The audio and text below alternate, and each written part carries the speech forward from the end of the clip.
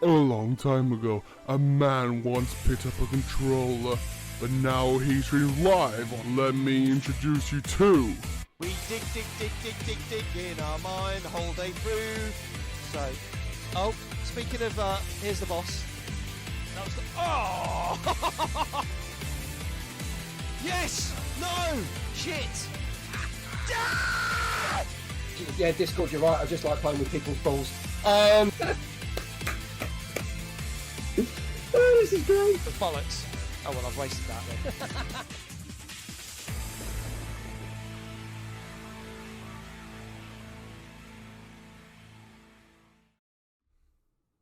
Good evening, folks. How's it going?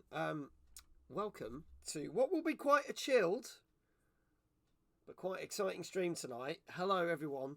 I'm going to get some music in the background because one thing I thought, I'm all prepared for this. I've got everything ready and realised, no, I'm not. So I was not that clever. So I'm going to literally whack some music on for us all. How is everyone this evening? Dan Game Tank was the first one here, but we're also going to say that Sophie was the first one here, just because we can. So hello to you two. Hope you're well. Hope you're doing good. Swiftly followed by Big Jesse. Good evening, sir. Welcome on in. And Manic. Manic saying that for some reason none of his follows are showing, which is odd. Yeah, maybe it's a Twitch thing, but don't worry because I know you follow, so it's all good. So don't worry. What you might find is I have seen for the first time ever, if I type something, the new oh, it's not going to let me do it. Oh, that's annoying. Let me rejig that. If I type it in here, hello Flame, how are you? If I do that, you can see the new icon, the 36-month subscriber icon has gone live to celebrate. Computer Club Matt, good evening, how are you? Mr. Johnson smashes through 2 walls in celebration of this momentous event. So yeah, I'm not too worried about that thing, Manic. I think that's happened to be people before on Twitch, and it's a Twitch thing. I usually make the joke with Manic, go, it's not a me thing, it's a you thing. In this case, it's not a me thing, it's not a you thing, it's a Twitch thing. I wouldn't worry. So let's just get some music on to set the mood. If that works. There it is. Let's see if he's got his playlist. And I will make sure this isn't blindingly loud.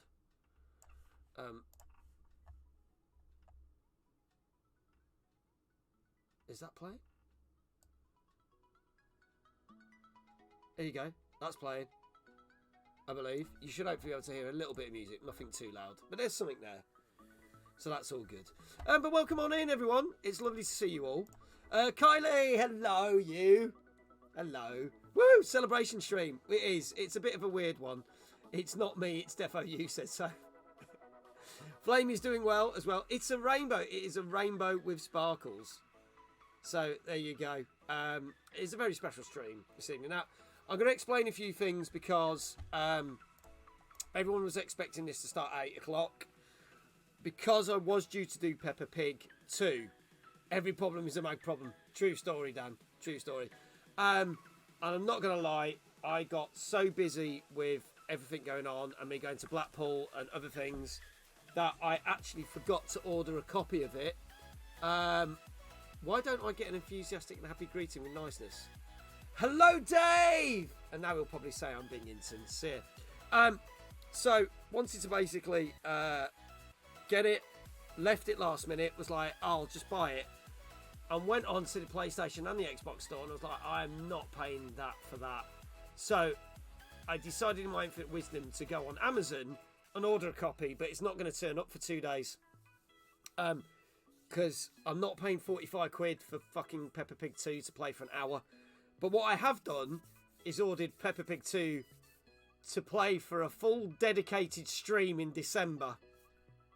And it only cost me a tenner. So I'm going to dedicate the full stream. We're going to try and 1,000 gamer score complete the game like we did with the first one. I shit you not. Dave says I don't approve that decision. Too fucking late. So, yeah, for those who are looking forward to Peppa Pig 2, not gonna lie. Other thing is, I am absolutely, totally fucking knackered from yesterday. Yesterday was a very long and cold day in Blackpool. So I thought, you know what, I'll stick to the normal 3 hours. So we've got lots of things for you. We've got lots of exciting stuff that's going to happen. We are going to have a general discussion about what's happened in the last 12 months with the channel. We're going to have some videos to play. Thank you. I have a bed here if I want to go sleep. I appreciate that. I can have a couple hours kit and then get straight back to it. Now, there's going to be a couple of videos we're going to play tonight. Some you may have seen, some you may have not. Especially going to be talking about the events that I was involved in, events that I was invited to during this year. And then we are going to do some very special announcements. Some are about people in the community. Some are to do with the future of this channel.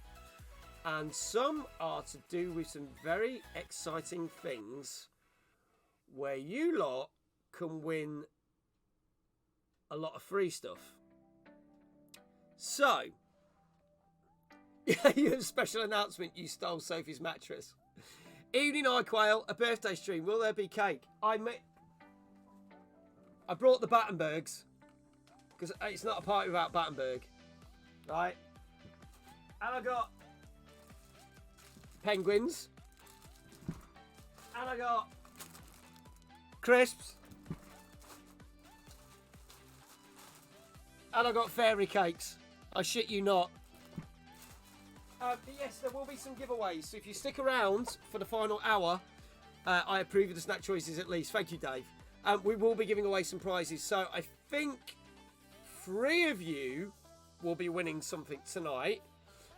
And then there is a very special other announcement about some other stuff that we are doing at the end of the month. I've been quite secretive about it. You had me at Battenberg. Yes. Beautiful. So one of you might be winning something very, very special at the end of the month. And don't forget, talking of giveaways, I'm going to plug this. My last stream of this week, which is tomorrow night at 9 PM, is RoboCop Rogue City. And we have got the very special, limited edition RoboCop Bubblegum Pack cards. These are worth quite a lot. Donated by Lightgun Gaming Retro, who are at Timeless. And we're going to give 4 sets of these away during the RoboCop stream tomorrow. Please note, though, if that focuses, come on. We strongly advise you not to eat the bubblegum contained within this pack. It is from 1990. Eat it at your own risk. But the cards are worth a lot. So you might not want to open these because these are worth quite a lot. Happy 78th birthday, Mag. Remember that next year at Timeless we announce what home we put you in. Yes, I was hopefully going to also announce the euthanasia scheme for me. I need to steal one of those for Stuart. But you'll be allowed to enter the draw. Everyone's allowed to enter the draw tomorrow for these. So that's tomorrow. But we will be giving away 3 prizes tonight, which I will explain more. And about something else very special. Because it's going to change the shape of the streams and a few things for you lucky people. It's going to be really, really cool. I've actually had to keep this stuff a secret since September, which, if you lot know me, keeping a secret is very, very difficult and is really annoying. How many Sebs to get you to eat one? I'm not going to eat them. I've even been told not to eat one, and I don't eat gum either. Manic followed me again. Apparently, it came up with the follow. Thank you, Manic. I don't know what happened there, but it's all good. Manic's followed for a second time. Mag normally gets drunk and tells us everything. I do. I've still got half a bottle of wine in the fridge. I've also something very special tonight. If you redeem Get a Drink from the Fridge, it won't be the usual choices.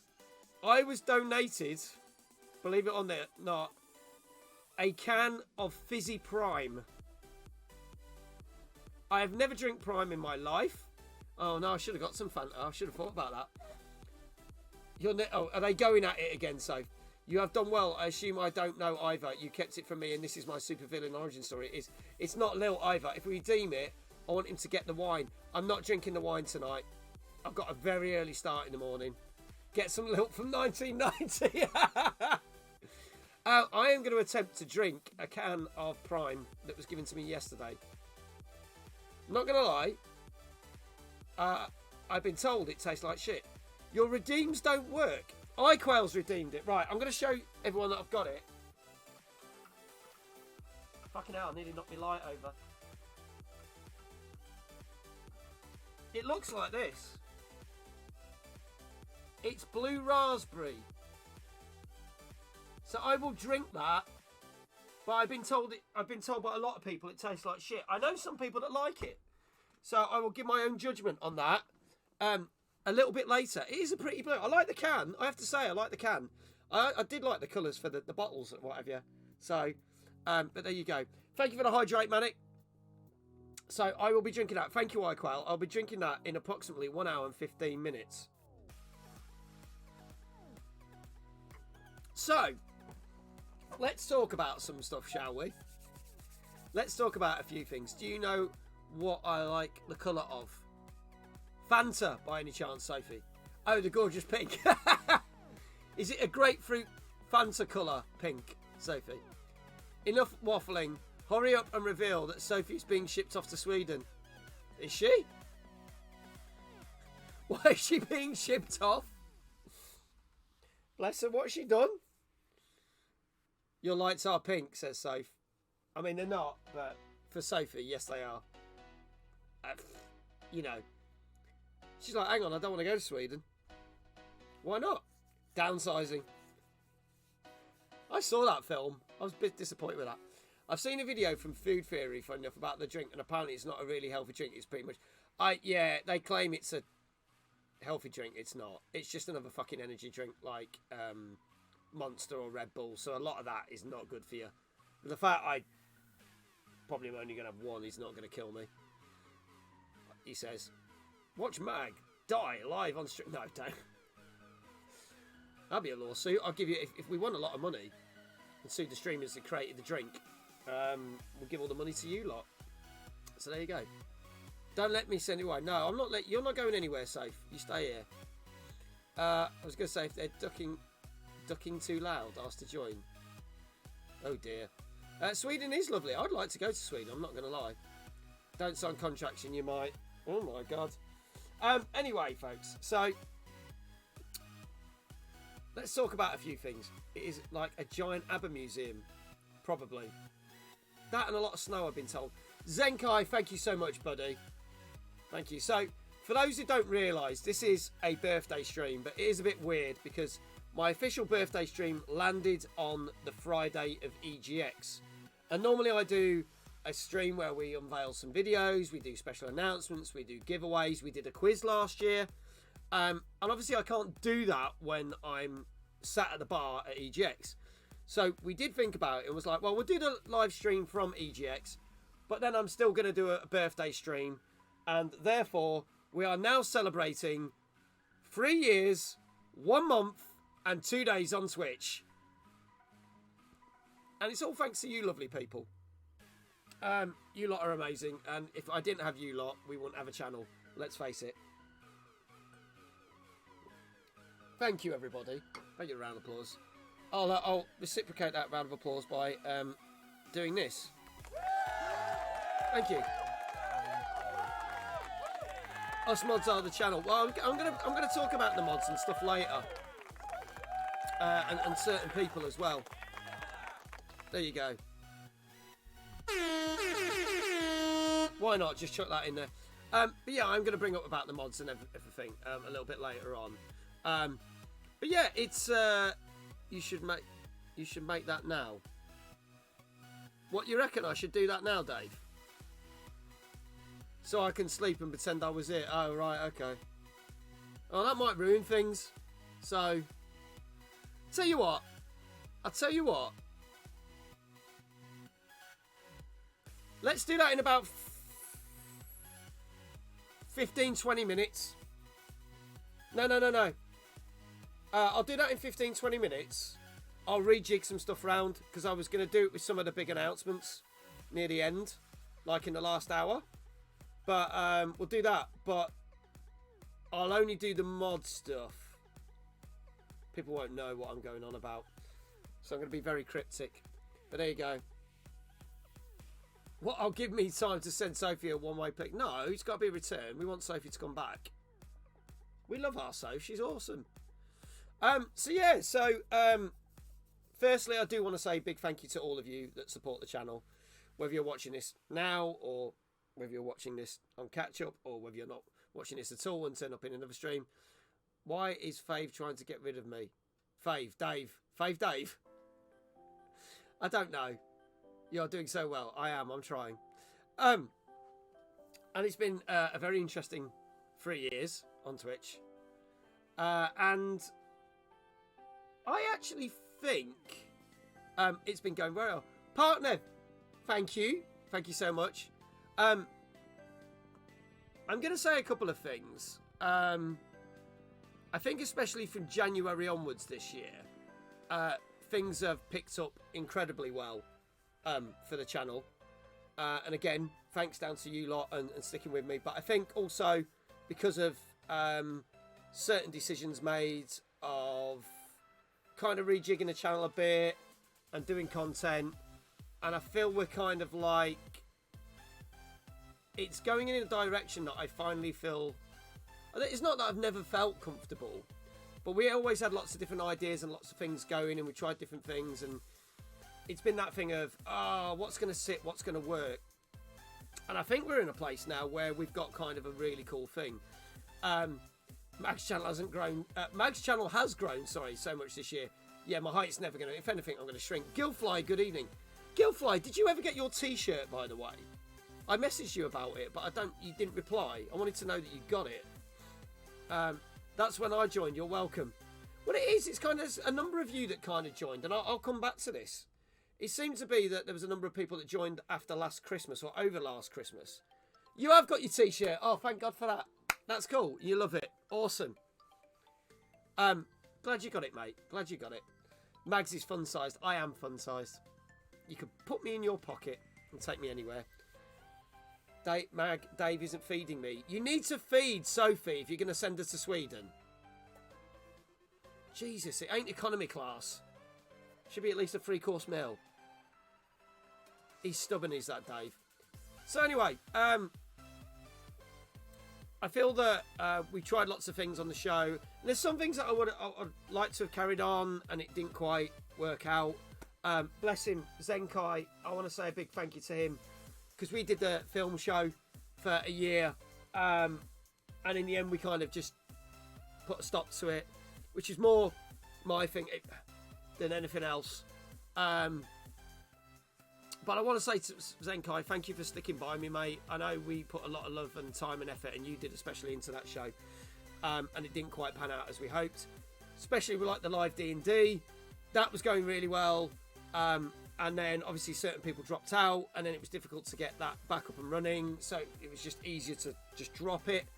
And for numerous other reasons, there were other segments that we decided to drop, and we went and streamlined everything. So no more weekend streams, no more sort of daytime streams, unless we had something like very special to do with like a certain sponsor or whatever.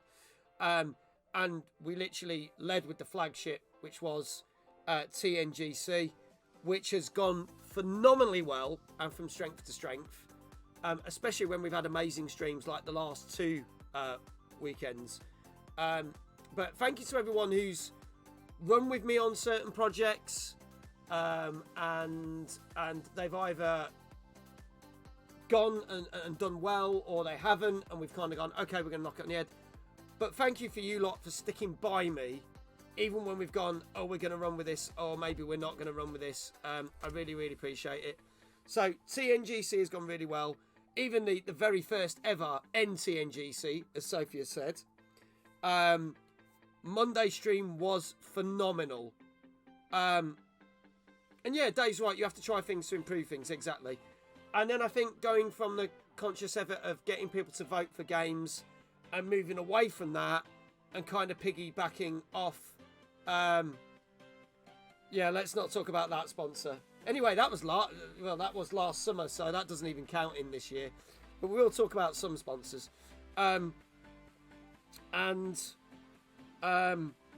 the fact that we had TNGC being like the flagship of it, and kind of the offshoot idea that Amy was that came up with was it should be nothing but new content. So, as you've seen from this year, I literally focus on new games, whether it be AAA, indie, whatever. Now, obviously, I can't get round to playing all the games, and there's loads of big games this year I've missed. Baldur's Gate 3, Hogwarts Legacy, Diablo 4, to name a few, Final Fantasy 16, new content. But I try and cover as much stuff, and I hope that the stuff that we put, you wonderful ladies and gents, do find interesting. And we will continue to do that. We've already know that, I can tell you this now, this is not spoiling anything, but starting January, we've already got TNGC's books. Me and Dave are going to do 2 special shows covering all the games that are supposed to be out for 2024. We'll do a special show where we cover 20 games on each thing. So there won't be any voting, but people can give their opinions like we do every year. We have got our very special Christmas TNGC coming up on the 19th of December, where we've got Brad Burton, and we've got our 15 games, our best top 15 games of the year. So, you know, Brad's choices are going to be absolutely fucking out there and insane, whereas Dave and mine will be different because we can't vote for the same games. So we'll probably have an argument this year because I think we are going to go for some same games. But then we're going to go back to the usual format and have guests. We have guests booked for next year. We have loads and loads of other amazing things. And we already know we're going to be playing the new Prince of Persia on this channel in January. We're going to be playing Tekken 8. We've got Alone in the Dark confirmed, the brand new sort of revamp of Alone in Dark, the horror game. We're going to be playing that in January. And we have got lots more wonderful games to cover. But we already know we've got those. So that's a dead cert. Past January, I haven't got a frigging clue because no one's giving me any game keys or anything past January yet. I think everyone's like, let's get the Christmas and have some time off and we'll do it. But I can at least tell you that January, the new Prince of Persia, Tekken 8, Alone in the Dark are definites, which is going to be really, really cool. So that in terms of that, the content's going to be pretty much there. You will see changes to the channel, which we'll talk about. Alone in the Dark isn't the game. It's just Mag having a breakdown on stream with the lights off. Again. I do limit it to one massive breakdown a year, Jesse. Possibly. Alone in the Dark 2. Yes, the sequel. That's exactly what it is. It's exactly what it is. And there'll be lots of exciting other things to take place. I'm no doubt going to feature on other... This is the funny thing about this year. There's been so much that's happened. Professor Stork! Thank you for gifting a sub to DP UK. How are you, beautiful? Hope you're well. Can we get a shout out for Professor Stork and everyone else? Exclamation! Sub hype! I nearly forgot my own thing. Thank you, Professor! Exclamation sub hype for that. Show your appreciation to the channel. I've so lost that. Just lost the plot there. And DJ Mike will be really happy. I am going to keep the sub goal for Horsetails. We've hit the sub goal for Peppa Pig 2. I will do a dedicated Peppa Pig 2 stream before Christmas. No, thank you. Thank you for, again, being so awesome. You lot are all so awesome. I love all of you. Seriously, you lot, what keeps me doing this. Stops me going from insane as well. So, yeah, we've got a number of things. That she is. There is a lot of hot people in chat tonight as well. There's a lot of hotties in chat tonight. So, big shout out to all the hotties. Hang on. This is for all the hotties out there. There you go. A-Pop, thank you so much for your 2 months. Thank you for resubscribing. Again, shout out for A-Pop. And can we, again, please, exclamation sub hype. Dave is very hot because I forgot to turn off the heater. Let's go. There you go. And thank you so much, APOP, for the subs. Greatly appreciated. That is amazing. Thank you for the Twitch Prime. We are close to a hype train, actually. I've only just noticed. I needed to hear that today. Thank you. Oh, bless her. Oh, bless her.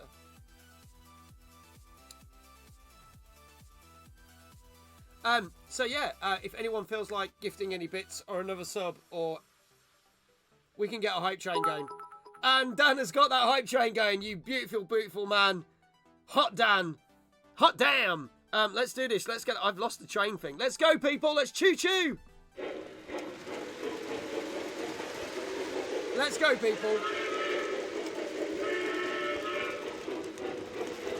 We are at 68%.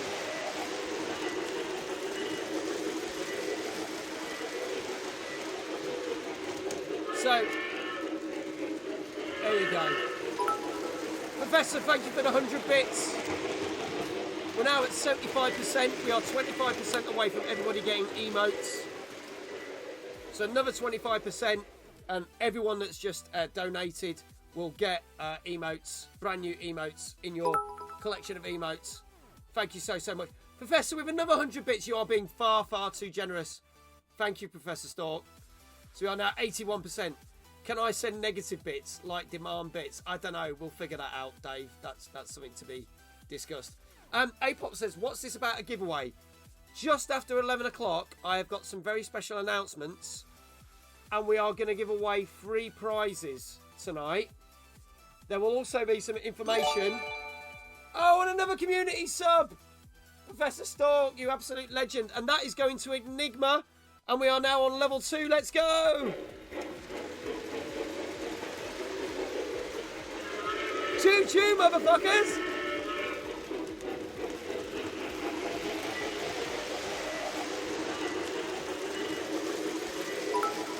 Oh, Dave, thank you for the 100 bits. He loves the chaos. So no matter what happens now, we are guaranteed. I'm not guaranteed. You lot are guaranteed some emotes. There you go. But I was saying, for the purposes of APOP, there will be 3 prizes I am giving away after 11 o'clock. So if you're still tuned in, some of you can win some prizes. And then I'm doing a very special announcement about a big giveaway that I'm doing at the end of the month. And don't forget, tomorrow, we are doing the giveaways for RoboCop as well. So there are a number of giveaways this month. But we are giving away 3 prizes tonight.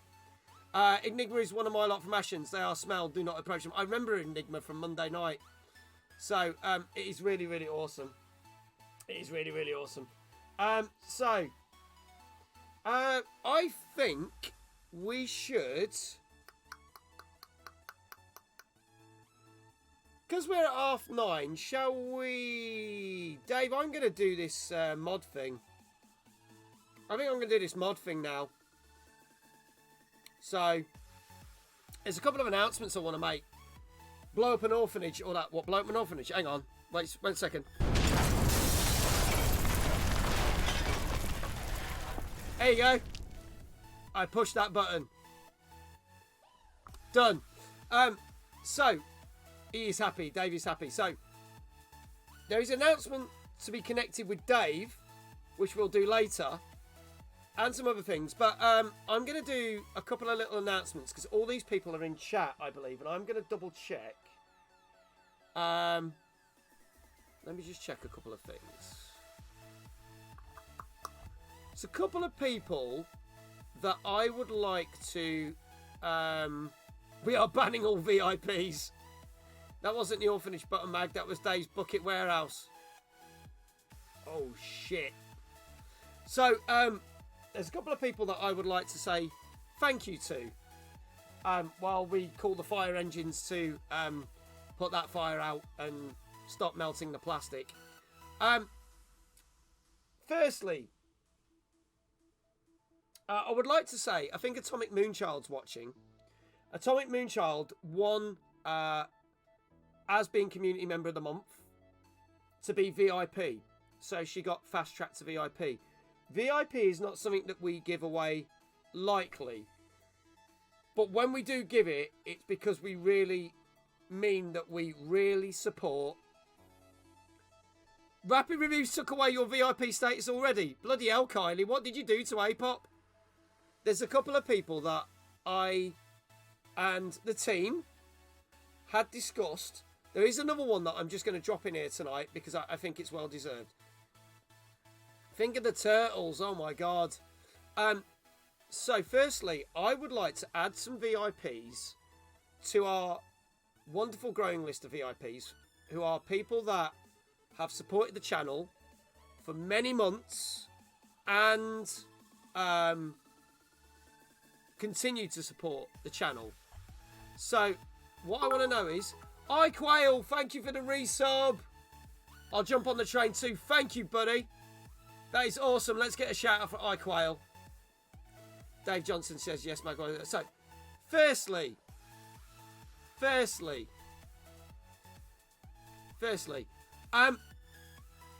is Guildfly still in the chat, please? Sophie, you're a mod. That means you're a VIP anyway. Any mods are technically. Oh, you was promoted to mod. That makes sense. Where is Guildfly? This is where Guildfly's disappeared.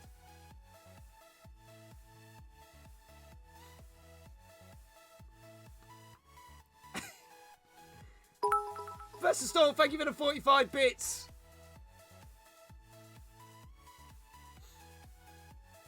They ran away when the bucket warehouse exploded. I don't know. They're probably dodging buckets.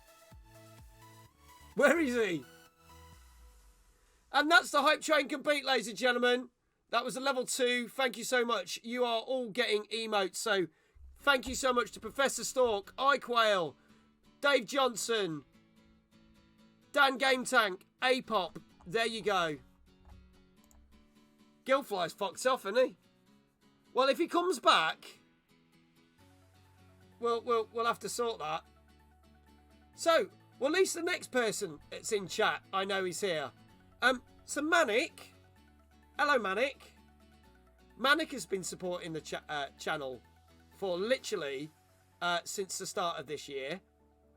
Oh, Guildfly's here now. Guildfly, you're going to have to wait. You're going to have to wait. You're going to have to wait now. Wait, says Sophie. Yeah, I got this one, says A-Pop. Hey, got that one. I like that. Yes, Guildfly's here. Guildfly will have to wait. Just Guildfly, do not go anywhere. Manic, you have been supporting the channel since the start of the year. Yes, don't worry. Just stay where you are. Don't go anywhere. Just wait. Just wait.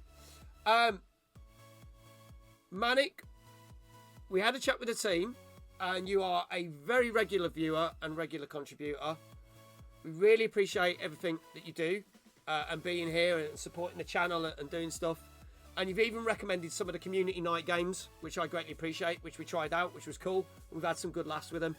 So we would like to award Manic VIP status as of when this stream finishes. So you will be given VIP status in the Discord. Sophie, do not lie. Stop trying to get sympathy. You are part of the team and you're amazing. You're amazing because you're super sexy Soph. We love you all. We all love you. And you're the best mod. Just saying. So, Manic, congratulations. You have now got VIP status. As of tomorrow's stream, you will get the VIP badge. So, there you go. So, congratulations, Manic. I'm going to see if I get a reaction. Manic's like, ah! So there you go. No, thank you. Thank you for all the support you've done. I think it's well overdue. It's well overdue. And greatly appreciate it. Now, Guildfly. Guildfly, are you here, sir?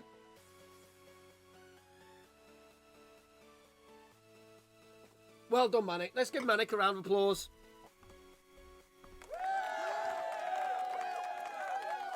Right, Guildfly. Same applies to you. You stumbled upon my channel. Yeah, you owe Dave 20 quid. Congratulations. No, Guildfly, again, like Manic, and a number of other people, you started to watch my channel just before Christmas or over Christmas, and have been with me for nearly a year. And I would also like to say thank you to you for your continued support and everything you've done. You've bought merch, you've watched practically every stream, you're here, you're very, you talk in the Discord a lot and chat to people. So I would also like to award you VIP status this evening, because I think it's well deserved, and you are a great member of the community, and we love you to bits as well. So big shout out to Gilfly. And as of, like I said with Manic, as of after the stream, you'll be given access. I mean, Sophie might have already sorted it. You'll be given VIP access to the Discord. So there is a little extra area there in the Discord that most people don't see, but the VIPs are there. We're also going to be doing some more stuff for VIPs. I know we've been a bit lapsed this year. Hello, Walker, by the way. Good day. So we're going to try and revamp something and come up with some ideas. Because I was speaking to the team, and I feel that we used to do a lot for VIPs. We haven't done as much. I don't want to go too far with stuff, but we are going to do something. So that'll come to light in 2024. So you are awesome. Thank you to both of you. Now this one I've not discussed with anyone, but I feel that this person deserves it because they've come swooping in, and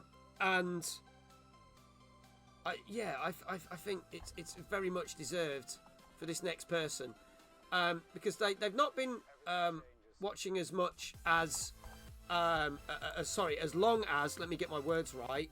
Thank you, Walker. VIP's owed day 30 quid. Well, we'll see. All the update guys, I reckon, give us more. Okay, so is Kylie there? As in Kylie from Rapid Reviews? Because ever since we got to know each other, she's been supporting the channel like crazy, and has been watching all the streams when she can, and got involved and joined the Discord and blah blah blah, and she's become a bit of an Uber fan. So this is where we're going to embarrass Kylie now, because Kylie and Pete have very kindly asked me to be on their show numerous times, and obviously, as you know, Kylie asked me to be on her show as a guest co-host while Pete's away. They've updated Discord. I don't like it. Oh, have they? Oh, shit. I'll have to see what's happening with that. So, Kylie, congratulations. You are also going to get a VIP status. You deserve it. I think you deserve it. You're rather awesome. You can join all our amazing other VIPs. Like, we've got Professor Stork. We've got Walker. Obviously, all our mods are technically VIPs. There's loads of people. Jesse, obviously, again, thank you. You are all amazing. No, you lot are amazing. Please note, VIPs must provide their own wine. So, Kylie, Manic, there you go. Much love. I can never do those hearts, but there you go. Much love. I'm part of the old. Walker's part of the old school team. Thank you, Jesse, for the no love. Kylie can provide wine for everybody. Right, we're at it's official. We're having a party. So, thank you, everyone. But Kylie, Manic, Gilfly, congratulations. You are now officially in the VIP club. It's something that we actually take quite serious, like very seriously, because we know that people take up a lot of their time and contribute to this channel and spend a lot of time.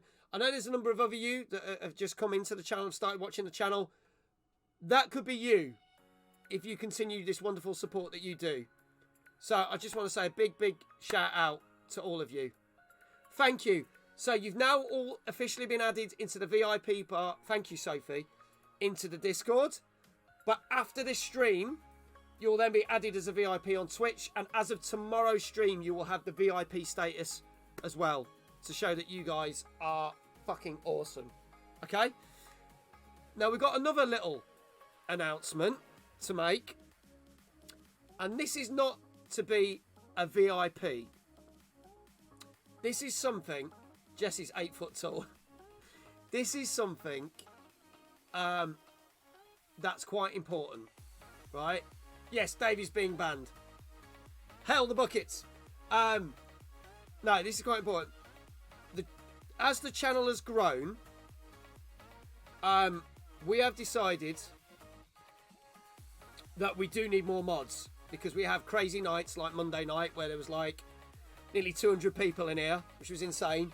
And we get other busy nights where we have loads, and there's plenty of people here tonight, which is super, super, super fantastic. And it is difficult. My current bunch of mods do a fantastic job. I want to say a massive thank you to Sophie, who's practically like the OG mod. Like, Sophie is the OG mod and has stuck by me through thick and thin, no matter what. And I love her to bits. She's absolutely awesome. I absolutely adore our Sophie. And let's not forget, she's super sexy Soph, and she is hot as well. There we go. We love Soph. Jesse has been an amazing mod. Has been outstanding. Always got my back on stuff. And helps with a lot of stuff. And it helps with a lot of stuff behind the scenes. He's done stuff for graphics. He's done stuff for videos. Jesus, he's done so much stuff behind the scenes. And I don't think he ever gets as much praise as he should do. So I want to say a big thank you to Jesse as well. Funnily enough, Manic, no. But I'll explain that in a minute. Obviously, we brought Dave in, Mr. Johnson, who we'll be talking about in a bit. And he became a mod in the last couple of months. I want to say a big thank you to Dave, because Dave has a very, very, very busy schedule. Obviously, he looks after Ashens and a number of other things. And he's got loads going on, but he always takes the time to stop by and help out. I'm even going to say, like, I know she's not here as much as she used to be, but even Becca turned up the other day and was modding. So I know Becca's not here, but I did get a message from her to say that she's going to be coming back. So Becca might be back modding. I don't know. We will see. We will see how it goes. But I'm going to say a thank you to Becca. And then obviously, there's one person that I do need to give a big shout out to, who is obviously producer Amy. Now, obviously, we don't see Amy as much as we used to. There's reasons for that, which I'm not going to go into, but we love Amy to bits. She does a lot of work, a hell of a lot of work. Has done, especially over the last year. Sophie's at me. And she's basically helped shape the channel, like I was talking about, with the fact that we do TNGC and all the gaming content and all the new gaming content. And she's helped shape the channel as what it is. So you don't see her as much, but she does watch stuff on Catch Up, and basically is still there somewhere out there in the ether. So I will say thank you to Amy, even though she's not even here. So, but it's difficult when you need mods, but mods can't always be there because life happens and things need to happen. So what I would like to do, and this person does know this is happening. You all know Amy so much you couldn't tell she's been on my phone for the last 10 minutes. What's she playing? Fortnite or Candy Crush?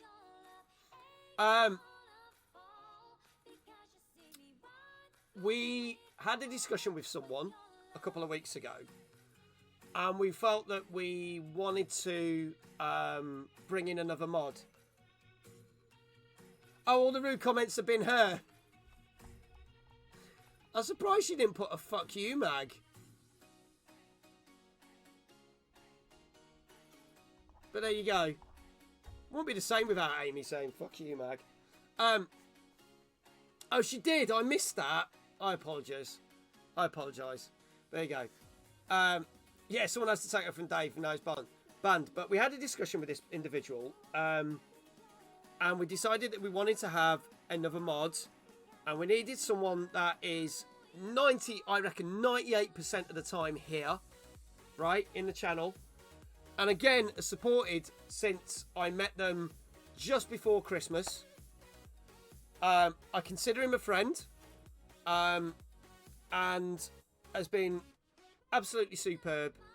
and helped me out recently when I needed some help as well in the last couple of weeks, which I'll explain. So the team and the gathering and the mods and the people, our team, we all spoke, and we wanted to award, and this won't be a surprise to this person, but it will be a surprise to the chat, that I would like to give Dan Game Tank official modding roles because he's just been awesome. So Dan, if you are there, sir, and I hope you are there, sir, we are officially making you our next mod. So there you go.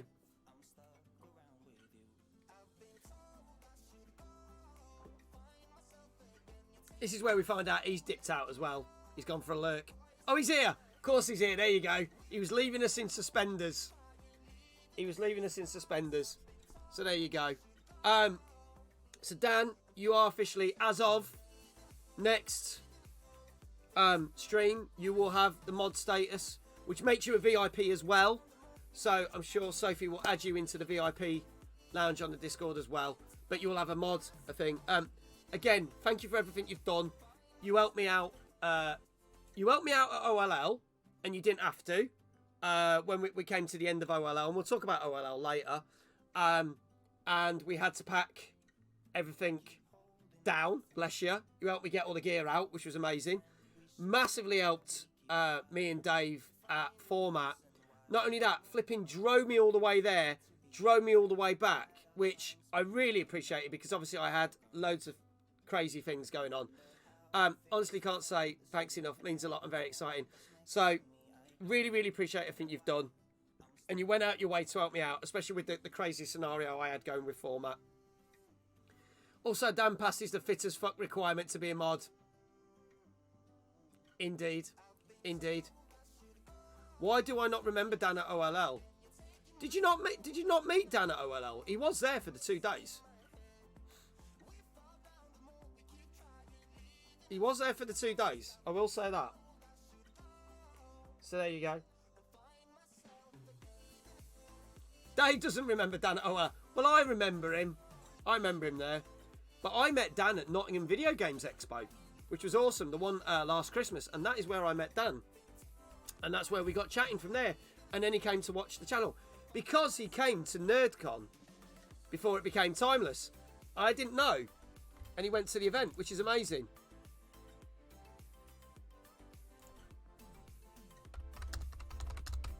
Someone's just...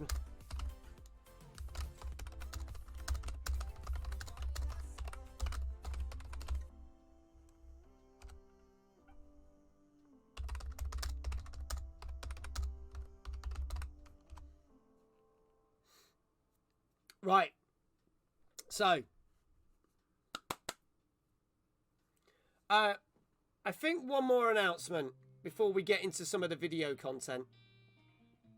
So I've just had a message about some good news about something else, which is good. So I need to watch that. Someone's got to send me a video, so I'll do that, which is rather awesome. Merry Celebration Day to you. Thank you, Reprobate. How you doing? How are you doing, good sir? A day of good news for you today. It is. It is day of good news. So I can't go into what that is. I haven't even told the mods yet, but it's not going to affect anything this year. Let's put it that way. It's just something that might happen next year, which is really cool. Yes, you did. You did. Thank you, Manic. You did. So, a final thing we're going to do. We might as well do this now. So, Dave, we're going to do this now, I've decided, rather than doing this later.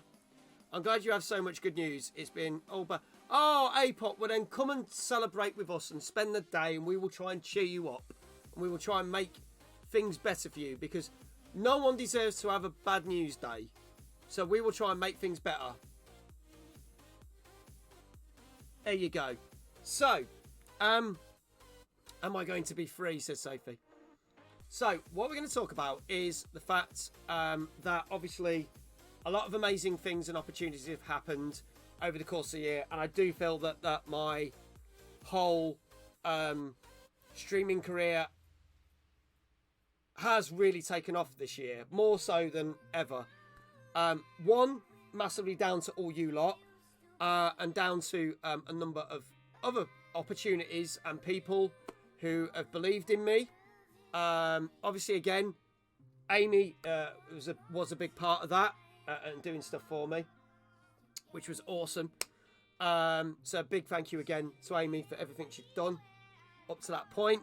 And the support like Jesse and Amy gave me at OLL, which is fabulous, because obviously OLL was the first big event that I was asked to be a guest at, and obviously was got on stage for, which was hugely appreciated. And I'm not going to lie, I felt like a bit of a fraud at that event, because I was like just this small streamer, and there was all these amazing big names there. DJ Slopes, Kim Justice, my God, there was so many amazing people. All these American streamers, John Riggs, Stuart. You faced Stuart and didn't die. I did, yeah. Mr. Ashens, who was our guest. But there was a person that I met at this event who apparently I blanked. That's up for debate. I mean, Mr. Ashens completely turned that on its head, and apparently that story is completely different to both how Dave and me remember it. So we're going to have to go with Ashen's story now, which is bizarre. He then got in contact and did chat, because obviously Ashen's raided us back in March. Had my biggest raid that I ever had. And Dave and me got chatting.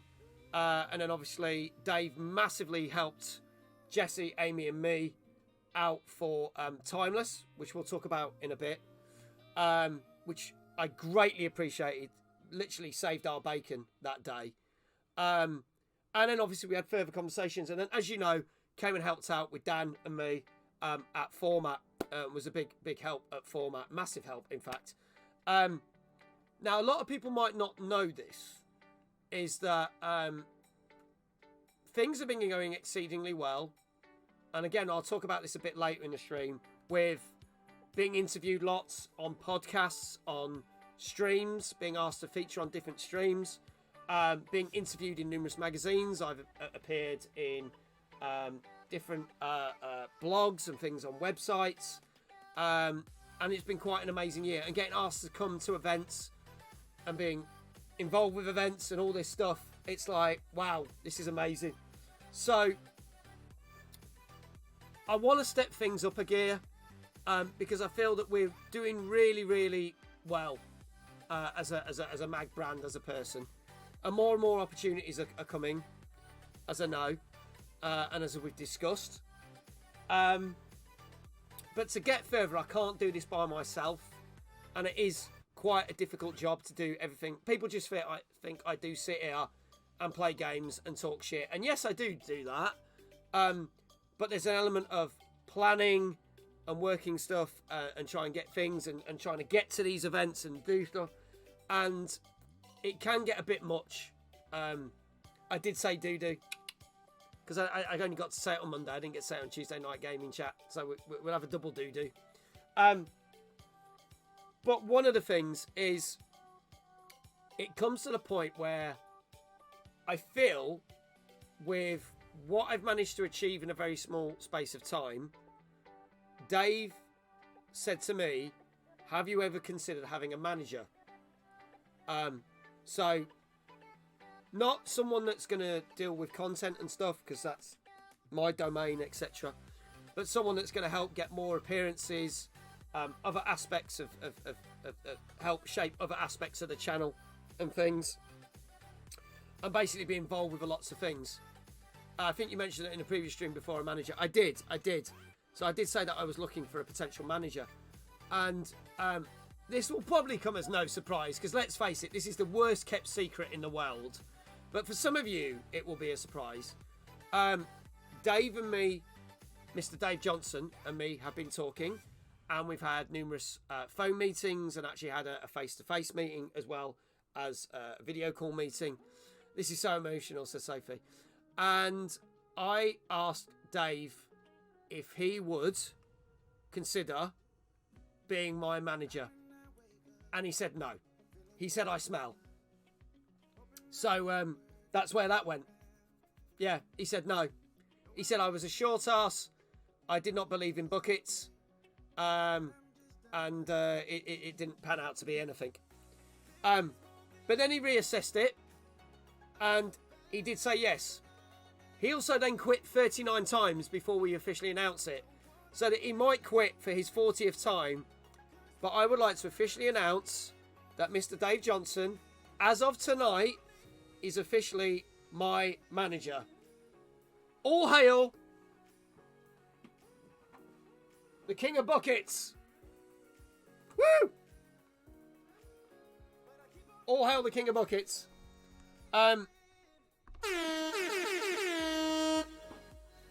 As I say, it's not probably the best kept secret, but we felt that we wanted to announce it tonight because we wanted to make it official. Dave and me have agreed everything. Not necessarily official contracts, but we've done verbal contracts. Hello, Zombie Queen Jay. How are you, lovely?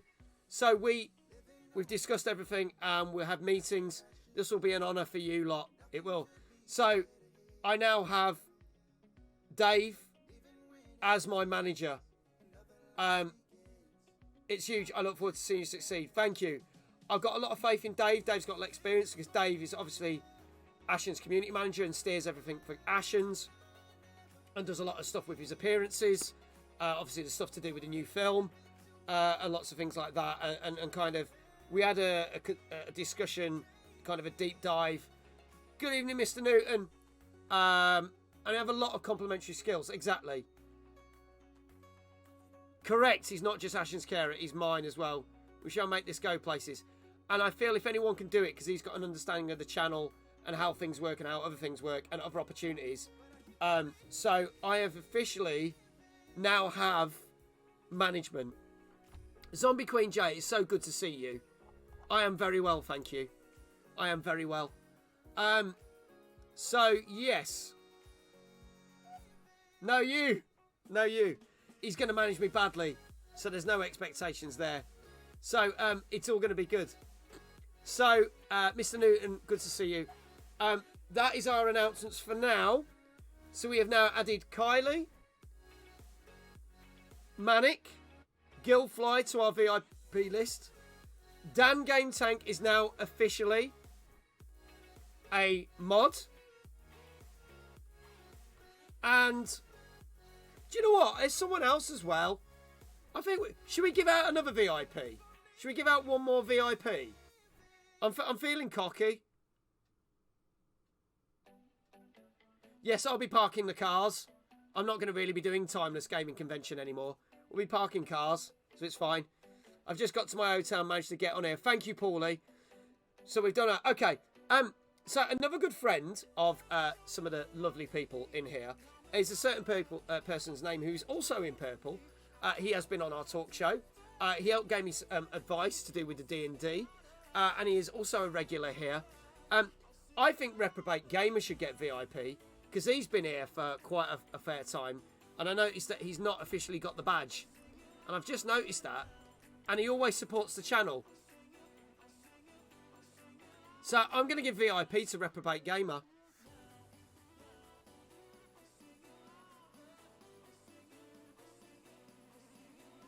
So there you go.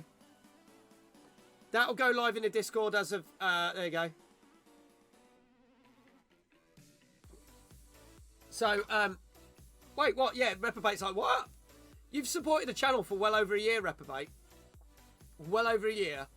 And it's not often we do these and give these away. And I think you should be recognised as well. He knows too many stories about you, Paulie.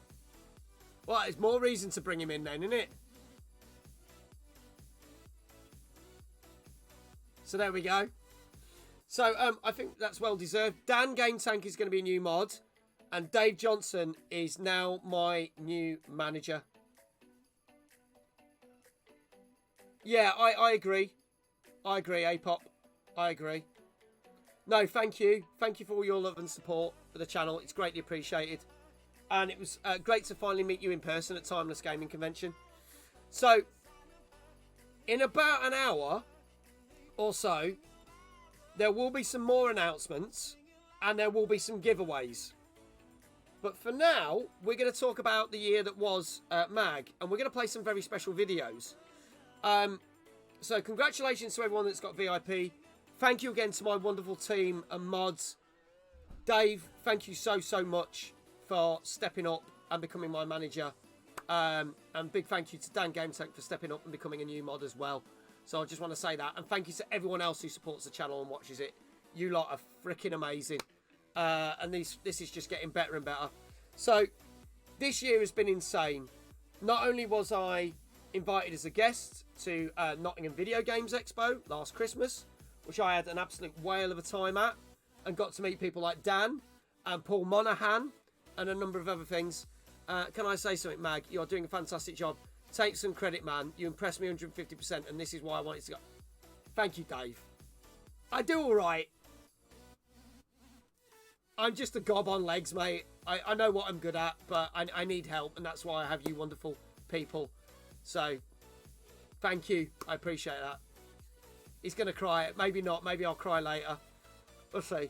But we'll do some giveaways and stuff. Slay! Thank you. Make me cry. Don't make me cry. Don't. Don't. I already drunk my tea. I'll have to get that can of Prime out. I'm not drinking wine tonight. I'm saving that wine for the next show I'm doing with Kylie a week on Sunday.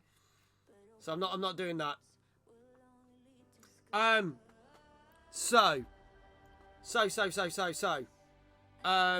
Slay. Nottingham Video Games Expo, got to meet some wonderful people, which was Christmas last year.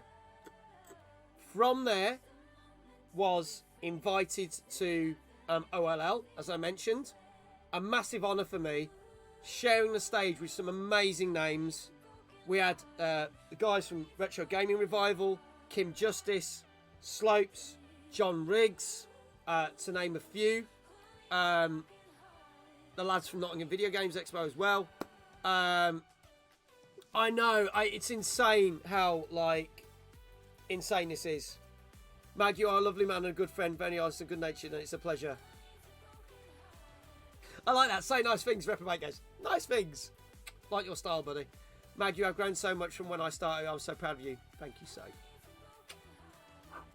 Thank you. And after having the honour of being live on stage, which is something I didn't often get to do, at not just my own event, but someone else's event, it was quite cool to have people come up to me and ask for autographs, which I still find fucking weird, and people wanted selfies, which is so bizarre, but it's such a nice feeling. So really enjoyed that, and OLL was amazing. And I'm actually going to say, in terms of events that I went to or got invited to, OLL was my favourite of this year. Off the back of that, I got featured in Retro Gaming Magazine because I was at OLL, and there was an interview, and I featured in the pictures, and it opened a lot of doors. It was amazing. Knob, bum, I like that. Bitch didn't read my nice thing. I'm going back to be mean. I did read it. I read it. I did read it. And we featured in the magazine, which was amazing, and a lovely surprise. From there, went to obviously started to do Timeless, and Timeless was what was NerdCon, but became a bigger, more amazing event that Amy, Jesse, myself pulled together amazingly in the space of 4 months, which is insane. And a lot of you that are in chat came and supported that event, and it was the best event we've ever run, right? I can't wait to do next year's. Tickets are already on sale. I'm going to do a plug here. Tickets are already on sale. You can get 20% off now until the end of November. We have got so much amazing stuff lined up for you lot for next year's Timeless. And it's going to be bigger and better. I can't wait. Now, for those who haven't seen, we did play this video before that Jesse made. But this is going to be the first of 3 videos I'm going to play. Because of Timeless, we then ended up in Pixel Addict magazine twice, We've ended up in Debug magazine twice. And I'm going to bring this up. So, Jesse, thank you again for making this video. But this is the first video I'm going to play. This is the montage of everything that happened at Timeless. And if you did miss it, or you were there, give yourselves a shout out. Now, I'm going to mute my mic while we watch this, but I might pause it. And if people interject, I'll interject. But I am also going to do videos of EGX and WASD, which have not premiered on this channel before. So sit back and relax as we do this. Here we go.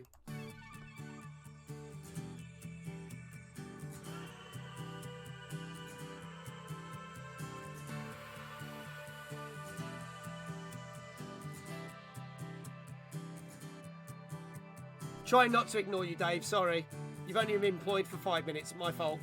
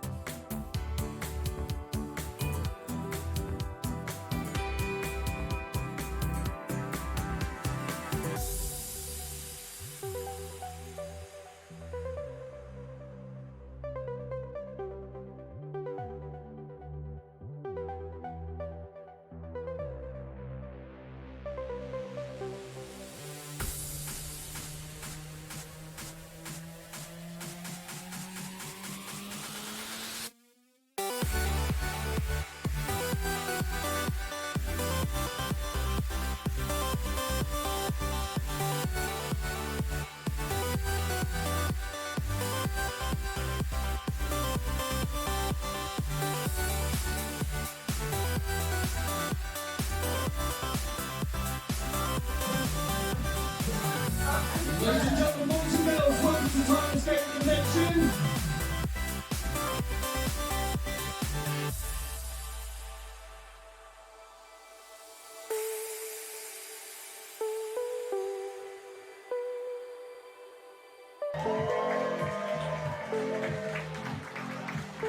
Hello! Couldn't tell it was me introing myself whatsoever, could you? I know. Welcome everybody to Timeless Gaming Convention.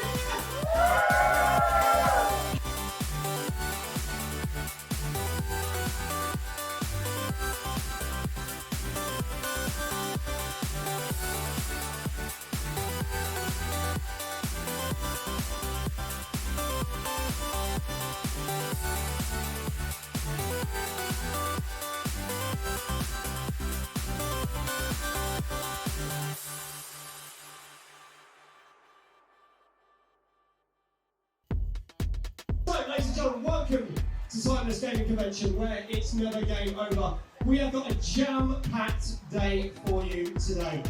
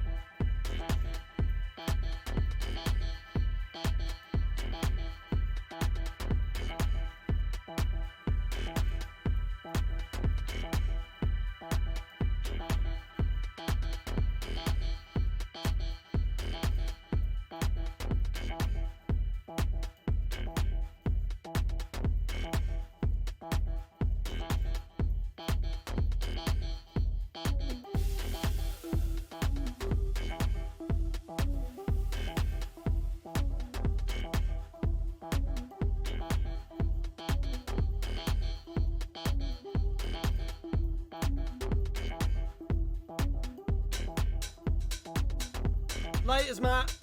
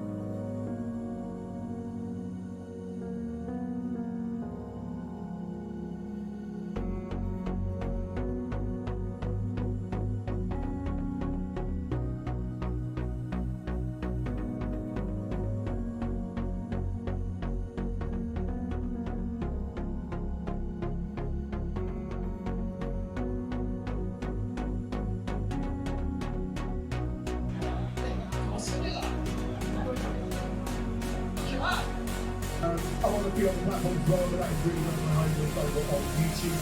168, 170,000, something like that, subscribers. And yeah, that's me. Article is the Irish man of Ireland, Galway, Ireland, and I'm a Twitch streamer, I'm on Instagram, but I have 40,000 followers on TikTok. It's Cosmere. I'm not Cosmere today though, but you will find me over there on TikTok. But gaming, I am an extreme. I'm King Crazy, Cat up in Wales. I play a lot of them. I do like probably too much. And I've got a top that's equally big. I'm going to get these points. So that's pretty much my stream. And I'm a bit of an idiot as well. There you go. Hello, I'm Asante. I'm a variety YouTuber on Twitch, and I'm actually a YouTuber, so I stream with a virtual avatar that tracks my movements. And yeah, we play a lot of cool stuff. We have a good time. Lots of chaos. Awesome. Hi everyone, my name's Sel Brennan, I'm from Wigan.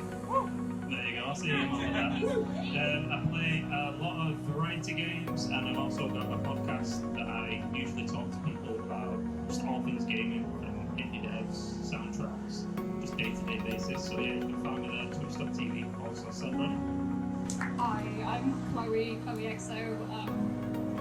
Twitch partner about 40k, TikToker about 75k. I make content on like every platform possible. Some would probably say too much, but I probably call myself like a content machine. I enjoy it. I play everything, so yeah, why you should. You can, I know a lot of people say this, but when you can just go live and somebody says you just literally made their day just by going live, that you can potentially change somebody's life.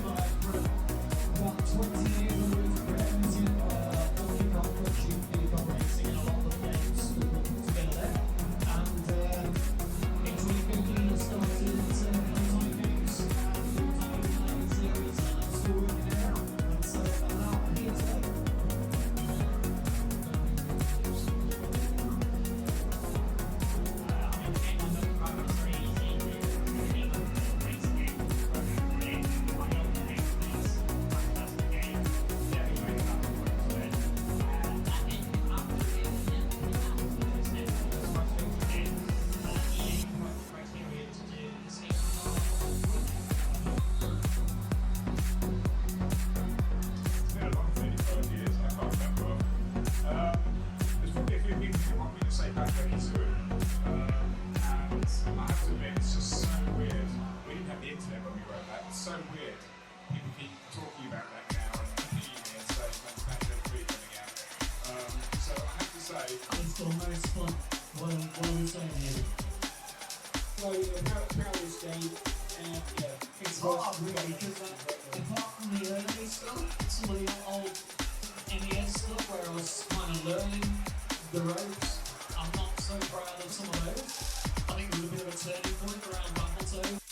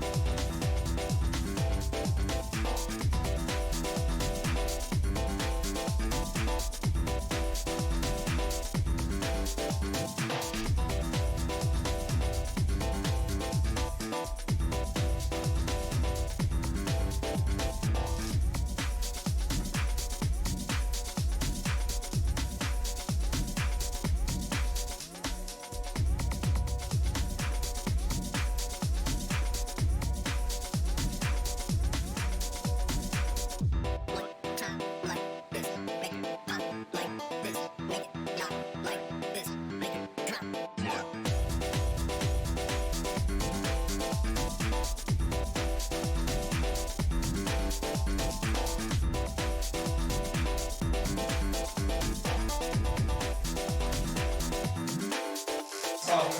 So there's a guy been running around with cameras, taking pictures, and filming stuff. He's done a lot of work on my side of the post. Big Jesse, where is he? Where is he? He's down here with his camera. Where am I? Is my long-suffering show producer. I know secretly she hates working with me. She wanted to We all do, Mac. Everybody hates working with me. That's why we'll be back next year with a new team. But this young lady has basically helped me sort a lot of stuff out. And basically, even when I'm going through a sort of semi-midlife crisis halfway through this year, I said, no, get your together, we're going to do this, we're going to make this happen. Can you please get it off? And she's going to pay to do this. The wonderful Amy, come on, Amy!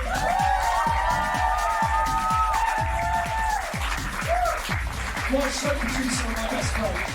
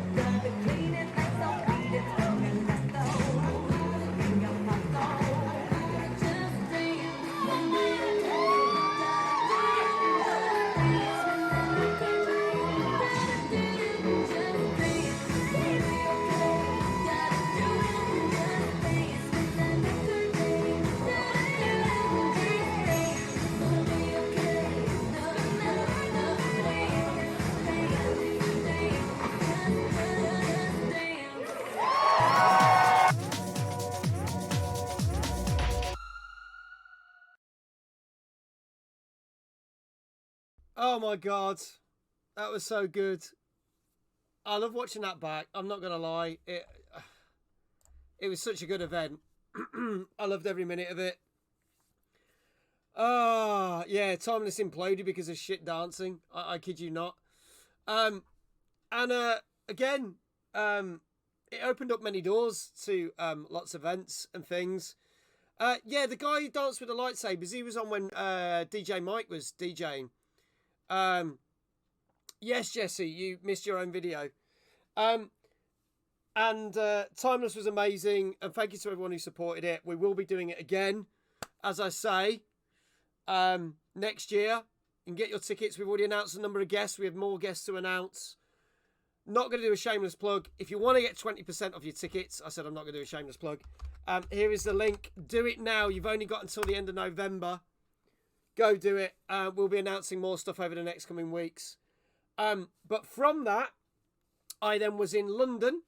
And obviously from that event and other events like Format, I went to Format in May. Made some friends. As you saw, King Crazy there. Misty, Kelp Brenny, to name a few. and I got to see them again at another event, which was amazing. It didn't. That's at Team Timeless has got bigger. We'll get to that. We'll get to that. What I want to do is from there and the other interviews and everything else. He's been wearing a tutu. There's a kissing booth. Says so. I was very kindly to be invited to the very first WASD and IGN event in London at the Truman Brewery. And I don't think many people have seen this because this video only went live last week. So I'm going to play this. This is my official opinion.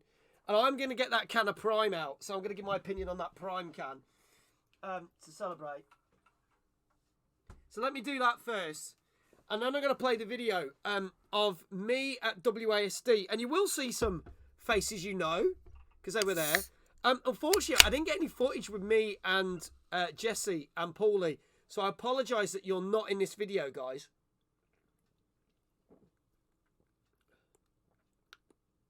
Jesus, that's sweet. But there you go.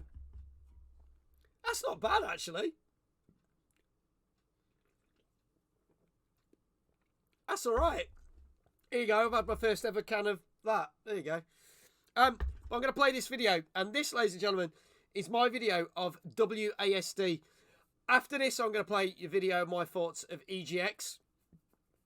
And then we're going to get into some very special announcements and do some giveaways. So stay tuned, you lovely, lovely people. Here goes with the next video from WASD. Here we go. Morning, folks. It's a very sunny day. It's Thursday the 14th of September. And we're not too far from the venue, which is parked up across the road. So we're going to go check out WASD and the IGN event, which is on for the next 3 days. Here we go, on Brick Lane. You see the entrance. Let's go have a wander.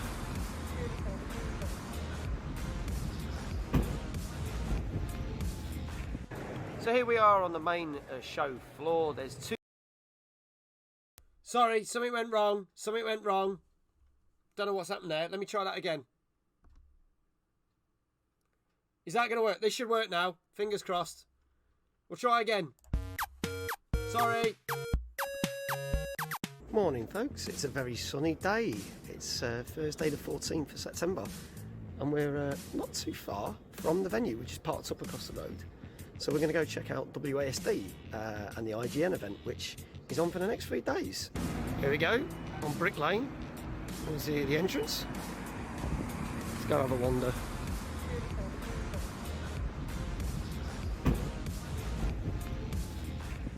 So here we are on the main show floor. There's two giant main rooms, but this was the one that had most of the games in. Tons and tons of indie games for you to see, and a sprinkling of AAA games that were due out very soon. Let's go check out some of the games on the floor. So just behind me, we've got the Power Wash Sim stand. Made a beeline for that, was like the first thing that I went for, ironically. They're showcasing off the SpongeBob SquarePants DLC, that obviously we've done, and the brand new, there you go, Back to the Future DLC, which they haven't got a date for, but I got to play the level where you get to clean the DeLorean, which is great. It's quite a quick level, like some of the ones in SpongeBob, so I'm assuming there's going to be some more elaborate ones, but really cool. Got to play it on PC, and yeah, looks really good. And had a selfie with the Power Wash guy, kind of, cardboard cutout, same thing.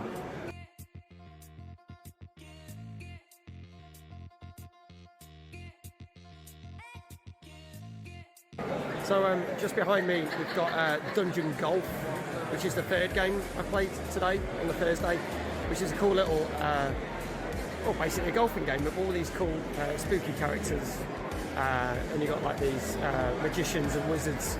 They've all got different abilities. So if you like crazy golf, that's quite cool. We'll show you what we've got.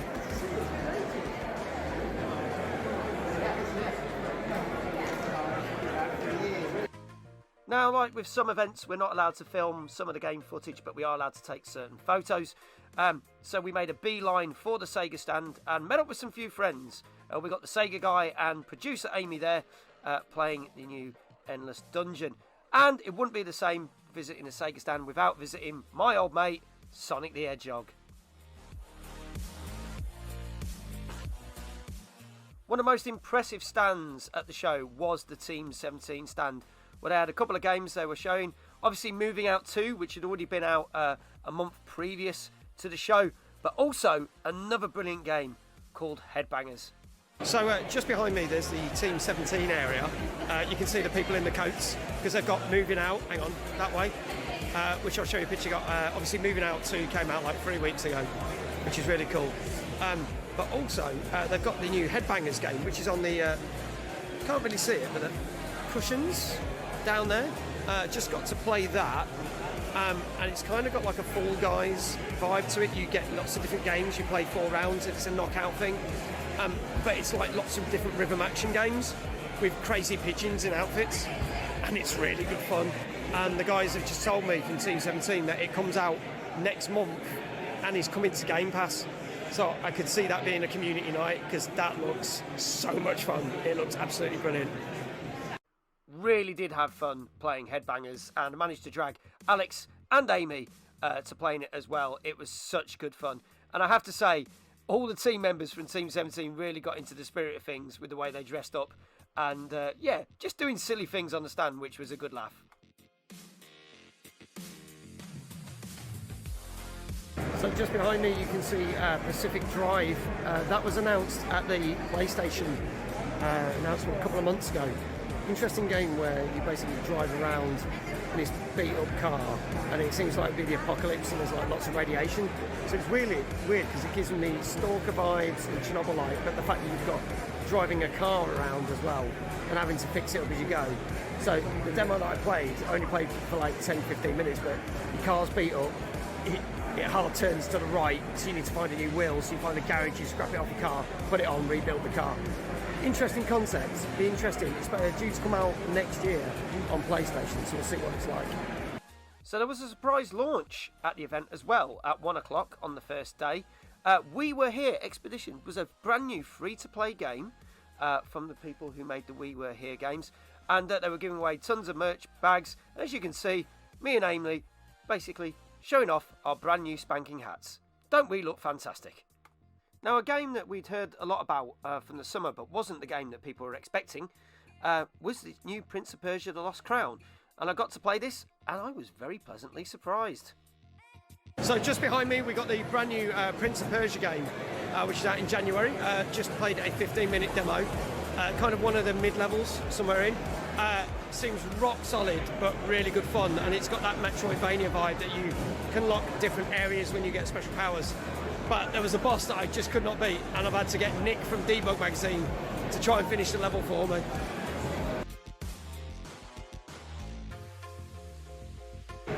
So that's literally the end of day one. Just managed to play Ghost Runner 2 as well, which was absolutely insane, like really insane. 30-minute demo, well, it's probably less than that, but it took me 30 minutes to complete it. They said not many people did complete it. First bit is very much like the original Ghost Runner, but with added weapons and stuff. And then there's like this motorbike section, which is really cool. Wasn't expecting it whatsoever. Really enjoyed it. Rage-quittingly good. It is one of those games that makes you want to rage quit, but then when you do it, and I did complete the demo, I was like, yes. So probably not got the best time today, but it's been certainly good. So we're all heading off for end of day one, and we will be back tomorrow for day two. Going to check out some more indies, hopefully get to play Tekken 8 as well. So we shall see how that is. Here we are, day two at WASD. Got me a cup of tea, I'm alright, I'm ready to go. And yeah, loads going on. Meeting up with some more people that I've not met today. And got my interview with the Gamer Guy, which is going to be really cool. So check out for that. Got a live interview at 11:30. Not nervous whatsoever.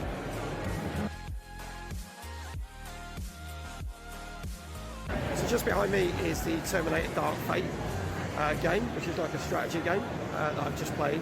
Played a couple of levels of that. Seems quite cool. Got the vibes of that Aliens game that came out earlier this year. Yeah, it seems quite cool. Went up against some C800s and things. There's a stand, see a Terminator just there. Also, been playing some wonderful games just behind me from the Secret Mode team. There, you've got your Make Way, which is a really awesome competitive racing game where you basically build the tracks, and it's chaos. It's like Micro Machines but on another level. Really, really good fun. Really enjoy playing that. And on the other side of their stand, and if I can flick this open, there's Make Your Way, which is fantastic. And then I played a bit of A Little to the Left, which is a really fun puzzle game. Came out last November, but they're still promoting it. And I remember seeing it advertised last summer, part of Summer Games Fest. So definitely worth checking that out as well. But Make Way is going to be cross-platform and out on everything. So definitely think that'll be up for a good community night coming soon. Definitely go check out Make Way when it lands on Game Pass later this year, and do give A Little to the Left a bit of love. There's some crazy characters at WASD, including the actual pigeon from Headbangers was there, causing absolute chaos. And talking of crazy characters, I finally got to meet the wonderful team of the Gamer Guide. Sawyer, Jamie, Emily, thank you so much for your time. Thank you for the interview. Thank you for hanging out. I had a great time, and we'll be seeing you again very, very soon. Go check out their amazing magazine, which is the gamerguidemag.com. It's definitely well worth a read. And then I headed back over to the Sega stand to try Endless Dungeon and met up with a friend. Hey everyone, I'm here with Miss Antics, also known as Misty. Hello, you alright? So we've just been playing on the Sega stand Endless Dungeon, which Misty was like, I really think this is going to be... Dungeon of the Endless, like kind of sequel or involved. And we've just spoken to the devs, and they're like, it is. We got to play co-op.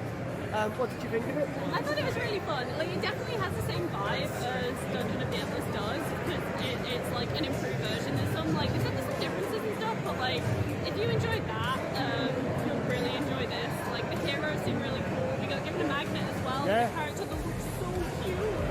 I'm so excited. And it literally comes out like next month. 19th of October, which is really cool. So we got to play co-op. We were doing really well, and we thought we completed the first level, only to find out actually we'd lost. But we were like, yeah, we're so excited we done it. So not awkward at all. But yeah, really good fun. Nobody saw us losing. There you go. But we really enjoyed it. So me and Missy are hanging out, and we're going to go check out some other games on day 2 of WASD. Now, this is one to look out for. Gory Cuddly Carnage. Absolutely fantastic. There is a demo on Steam right now, but this is definitely a game I will be playing in the near future. Okay, so Misty's trying out the latest game, coming out very soon. Gory Cuddly Carnage. We are actually allowed to film, which is nice. It's just to get it on. Yeah, it's really, really fun. Like, the humor in this game is fantastic. The character is great. It feels really good to control as well. It's just really smooth. And you can do tricks. It looks really cool. So you're basically a cat bombing around on a skateboard in the future. Hoverboard. Yeah, hoverboard. Sorry, devs. I'm gonna get in trouble for that. Dear oh dear. I don't actually know where it's supposed to go now. This probably wasn't the best way to film. I'm stuck. Yeah. Look at that. Grinding rails. Grinding rails. Look at that. Ooh. Oh, you got a key. Oh, we're all excited now. There you go. Now, WASD is not just about playing games. There are also some talks and a careers fair. And I went to check out a talk on the second day of a game that I very much loved playing recently, which was the remake of Mafia, the Definitive Edition. We had the people from Hangar 13. The senior game designer there was talking about how they basically remastered an absolute classic game.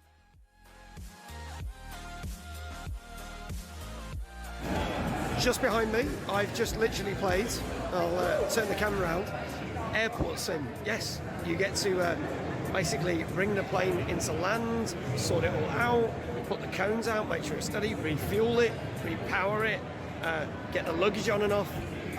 It's really realistic, even to the point that I was like, oh, there's not much sound in this game when I was playing the tutorials. And then it goes, oh, if you want to hear what the engine's doing, take your headphones off. So you take your headphones off, and then you can hear all the sounds from the airport. And I was like, ah, clever, you're using air protection, so it makes everything sound muffled. So, yeah, it's quite clever. Lands next month, in October. Definitely another game I think I'm going to have to check out. So let's just show you the stand. There you go, Airport Sim. Coming very soon. There you go. A game that you may have recently seen me play on stream was Trinity Fusion, and I didn't hear about this until I saw it at WASD. So let's find out a little bit more.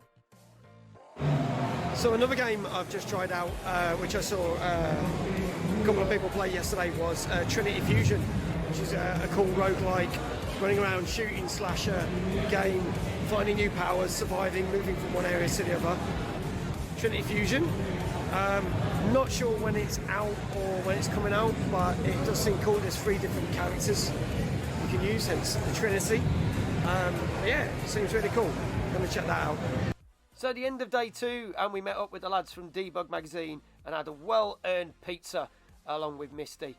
What a great end to the second day. But more games to come in day 3 of WASD and IGN. So day 3 of WASD and IGN, and here we are. And the first game I managed to get on was the brand new Tekken 8 behind me. Just got to play a special 2-player demo that literally you have to play with someone else. And I'm looking at it with one of the Bandai Namco guys, literally playing the game, checking it out, explaining the new mechanics, the new moves. This comes out in January.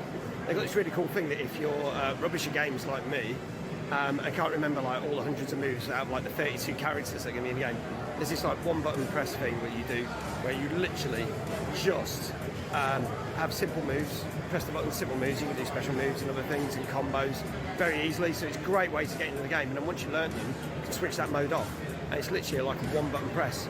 Or if you've got a friend who's never played the game before but wants to play it, you can do that. So it's really, really cool. We'll show you the stand. There we go. Let's have a look at that. But they've also been doing tournaments as well all day. So yeah, Tekken 8 gets a thumbs up from me, out on the 26th of Jan 2024.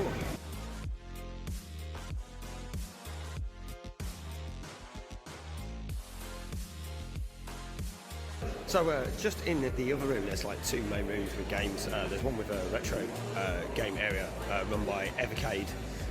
Loads of games. I was playing the original Duke Nukem on the first day here, and they're about to bring out Duke Nukem 3 for the Evercade as well, which I know the Retro Gaming Revival lads talked about on their show, which is really cool.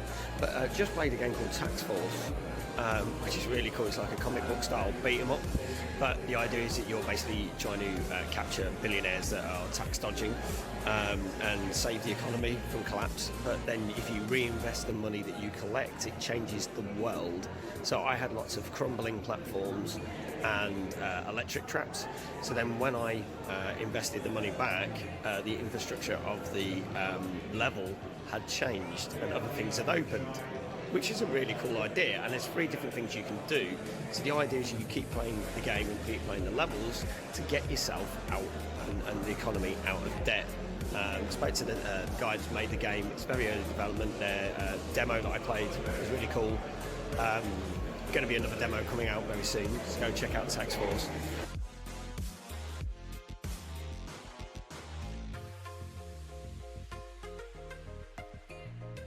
Also in the Evercade area, and also on the main floor, is a game called Full Void, which literally came out 2 weeks ago, out on Xbox, Switch, PC, on Evercade as well, and due to come out on PlayStation.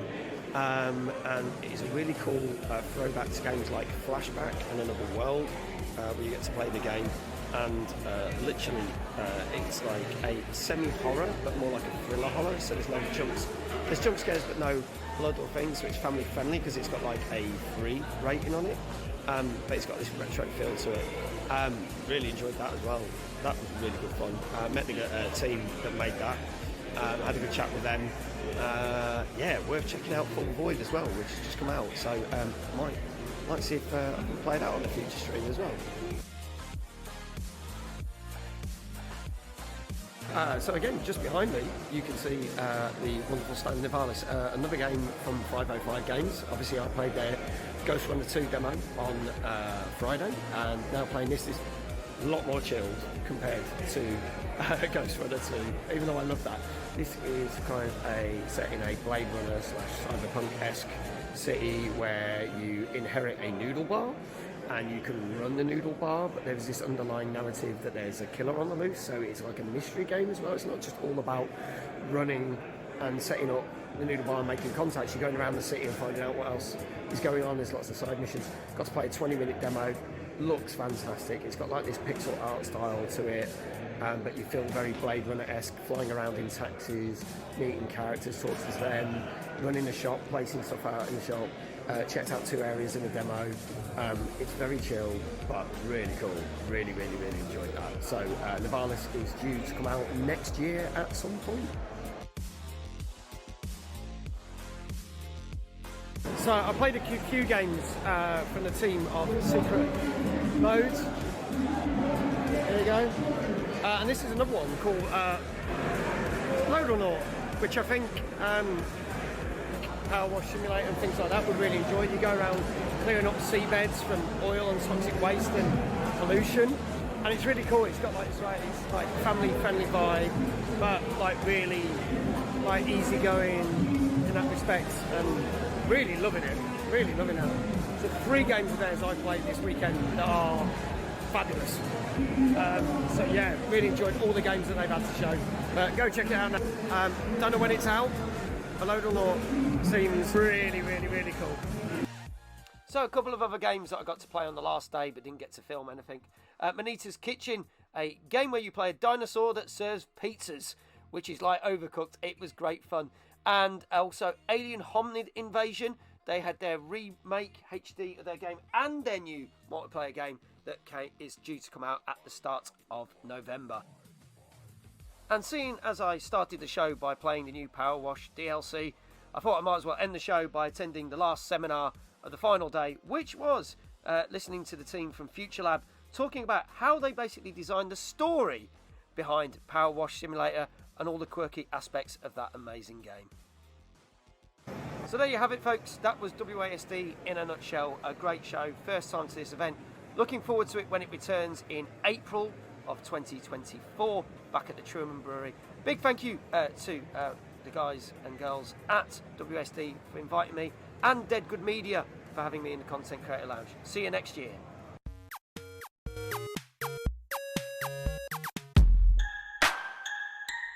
There you go, folks. So a couple of things from that. I mentioned the game Full Void. We have got the devs of Full Void on Tuesday Night Gaming Chat. Next Tuesday, they are our guests on the show. Full Void's amazing. I also mentioned the fact that I played the Evercade, and I know I gave the lads from Retro Gaming Revival a big shout out. 2 lots of people I will give a shout out to. Obviously, I mentioned the Gamer Guide. They did a load of interviews. There's YouTube videos, TikToks of me on there at WASD. Really want to thank all the team at the Gamer Guide for basically broadcasting me out there as a special guest to the event. And obviously, I didn't get to put them in the show because I didn't have any footage, but a big shout out to Big Jesse and Mr. Newton for interviewing me on the very special Newton's Nuggets. And if you haven't seen it, they did a very excellent video. Way better than what I did because I knocked that together by myself. But excellent video on Newton's Nuggets, which is a special. There's a link. Go watch it. And there's quite a funny interview with me and an even funnier interview with Paulie and a pigeon. But yeah, they are amazing. There you go, Full Void team. They're brilliant. They are on my show next week. How did we not meet at WSD? Because you weren't there. That's how. Now, moving on. Obviously, we were at Format a couple of weeks ago, which was one of our... ours was less technically accurate. Yeah, but I think your video was more enjoyable. Hey, Sharwi, how you doing? Not stopping long, but thought I'd say happy 3 year, 1 month, 2 day birthday. Thank you. You might feature in this next video. I'm sure there's a picture of you. There might be a picture of you in this video. Just before we went to format, where I was invited to, I went to EGX for the 4 days and was invited to the very special Creator Conference. Now, I'm going to be to the point now. Yes, EGX. I'm going to play the EGX video. I gave a very honest opinion of this. EGX are probably not going to like this. I thought WASD and other events were amazing. I've said this before. I thought this was a little bit of a step down from previous years. But my WASD and IGN thing was an honest review. And I'm now going to show you the honest review for EGX. So sit back and relax. And then we are going to do some very special announcements and do some giveaways after this. So I'm now about to ruin my whole career. His last ever time at EGX. Yeah, I don't give a shit. So here we go. I don't care. Let's go. Hi, it's Middle-Aged Gamer Guy here, and we're talking everything about EGX 2023, which took place on October 12th, 13th, 14th and 15th at Excel in London. I've been attending EGX for quite a few years now, and I was here for all 4 days of this gaming event. As soon as you walk in on the Thursday, we were greeted by the Res Indie Game area, which is where the main chunk of games are. Loads of games to play here. But I'm going to be going through this video talking about some of the devs that I met, some of the games I got to play, my thoughts on the show, and giving honest opinions. There's something that I've been attending a lot of the time. Now, one thing you're going to notice is it's not that busy in this video. Now, bear in mind, this was 10 AM just as they opened the doors on the Thursday. Saturday was the busiest day. It was absolutely rammed on Saturday. But you could easily get around on both the Friday and Sunday. Lots of indie games to play, as mentioned, and 7 big AAA games, which is an improvement on the last 2 years since COVID. One being the stand that had the most games was the Sega stand, which had 5 of those games there, which was pretty cool. And right opposite that there we had the Nintendo stand, which was promoting the brand new Super Mario Bros. Wonder game. I'll be showing you some of these games. Now bear in mind, I'm not allowed on some of the stands to film any footage of the games, unfortunately, but there are some that we can. But I'll be giving my opinions in this video. TikTok were the big sponsor. They've taken over from Virgin Media, and they are apparently sponsoring this event for the next 3 years. Now, I'm going to say this. I do feel this event was a little bit of a step back compared to 2022. It's never been the big event it always used to be since COVID hit, but the Repop seems to be trying and getting things going. But there did seem to be a lot of empty spaces on the floor, which is worrying that we're now like a couple of years past COVID. But I'll be giving my opinions on this, and I headed to the first game here, which obviously had the biggest queues, which was the new Call of Duty. But let's start on the Thursday with what I played on the day, which was the brand new Sonic the Hedgehog game. Now, I was really looking forward to this, and this again came out the week after EGX.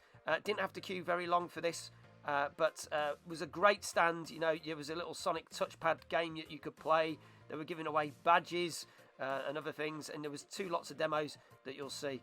But really, really, really enjoyed this, and as some of you may have seen, I've already streamed this game and had lots of fun with it. But I did feel that this stand in particular, they kind of put the most attention and love to. And it was the first game that I made a beeline for at the show, and was so glad that I got to do it. And at the time of recording this, I did get to play the one demo, but I went back on the Sunday and played the second demo as well. And it was the one game that I went to play back the most, not going to lie. So, first game of 4 days, and it had to be the new Sonic Superstars, which is literally out next week. I'm looking forward to it. Got to play a demo. There's 2 lots of levels you can do, but you're only allowed to do 1 lot at a time. So, literally queued up for a few minutes, went in, played a 15-minute demo of the first levels. Really enjoyed it.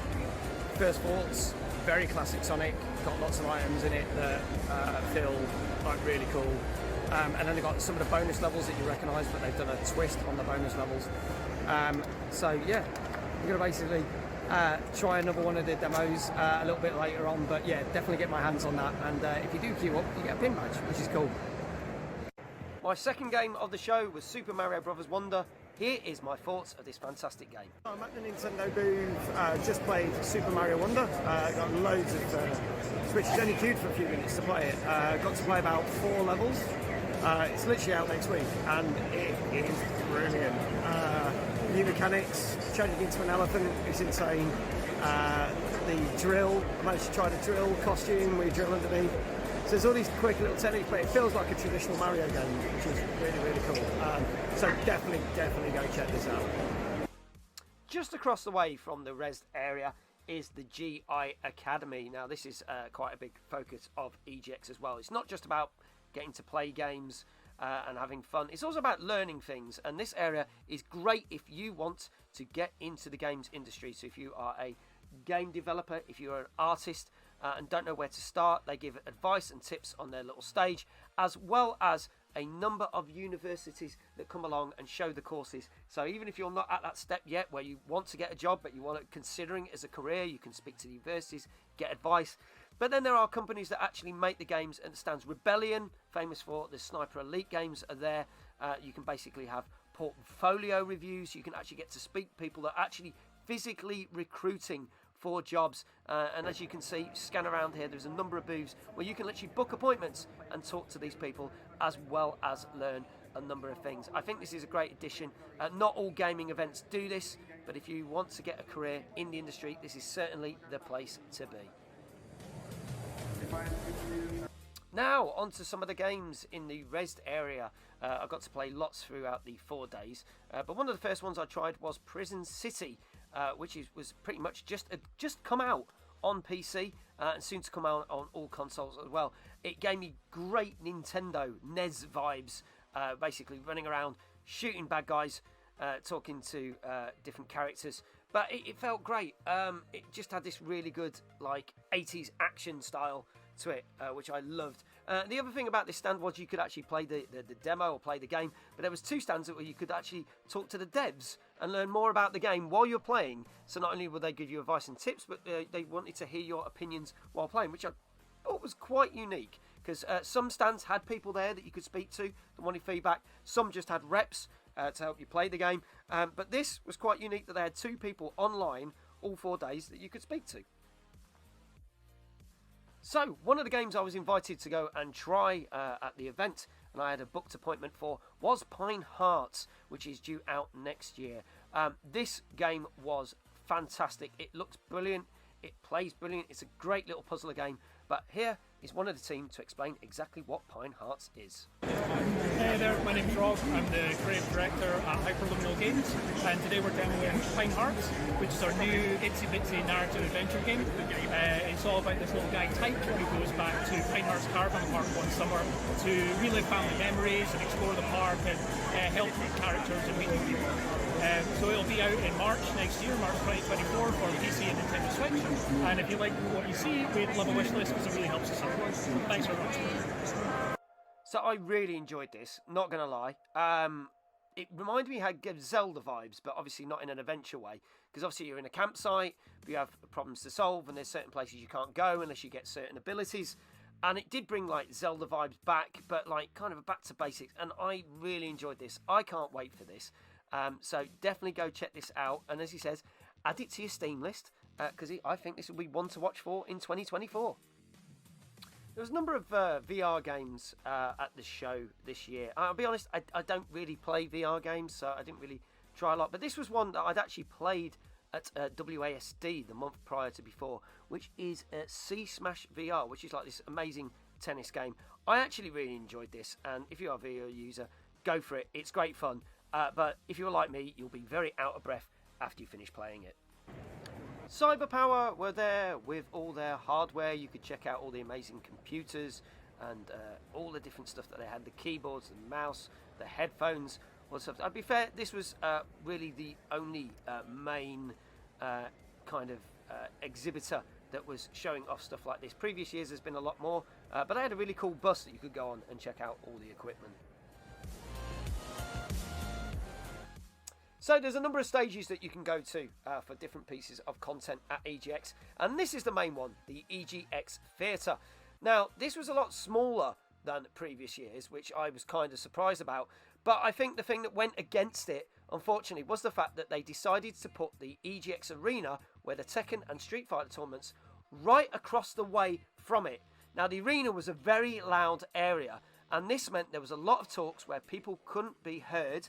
You had lots of different panelists, and unfortunately, it ruined it for a lot of people. A lot of people were complaining and walking out on a number of the talks over the 4 days. So I do think that EGX needs to rethink where they position that arena. They've never done that before. I don't know why they thought it was a good idea to do it this year. But getting to some of the content, on the Thursday afternoon, I went to watch the What Does a Community Manager Do? We had a number of people on stage talking about their roles, what they do as a community manager, why community managers are so important. I really enjoyed this talk, and I have to say, it gave me a better understanding of why community managers are so important. But moving on to the second day, we went straight as the doors opened to probably one of the games that had the biggest queues, which was Call of Duty Modern Warfare 3. There you go, folks. So just got on beta Saturday morning of Call of Duty Modern Warfare 3. That's probably going to be backwards, but there you go. Got a 20-minute game. Got about 2.5 games in the 20 minutes. Played a couple of maps. Seems pretty good. Obviously, they don't show you anything of like the main story. It's all to do with the multiplayer stuff. But yeah, you know, it's all good. Played well. I was playing it on PC, which actually I've never played a COD game on PC before, so got used to that. But yeah, it's alright. Not really my thing, but it's enjoyable. It's enjoyable. What can I say? But a good way to start the Friday. Sorry, the second day.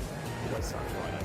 So just behind me, you can see Sega stand, which we've got a number of games, and I've just tried Persona 5 Tactica. Now, I'm not the biggest fan of Persona games, but this does something different. It takes the characters and takes the very cool music and all the effects from it, and basically just puts it into a turn-based combat game, which is pretty damn cool. But it's worth checking out. So I've got to play about 10 minutes of it. Yeah, it's worth checking out. I'm intrigued. It comes out on everything in November. I think November the 11th. Comes to Game Pass as well. So I'm going to give it a whirl. This convinced me. I wasn't sure what I was going into, but I quite like this, I have to say. Now, at 11 o'clock on the Saturday morning, I went to see another panel, and this was all about horror games, talking about why horror games are so important, why they sell well, why people love them so much. And they had people that had made such games as Silent Hill 2, Alien Isolation, the Dark Pictures Anthology, Texas Chainsaw Massacre, and some of the people that are working on the upcoming Killer Clowns from Outer Space game. Really enjoyed this panel, thought it really interesting, and I had my partner in crime, yes, that's right, Amy Eve was there with me, my producer Amy, to watch this particular panel.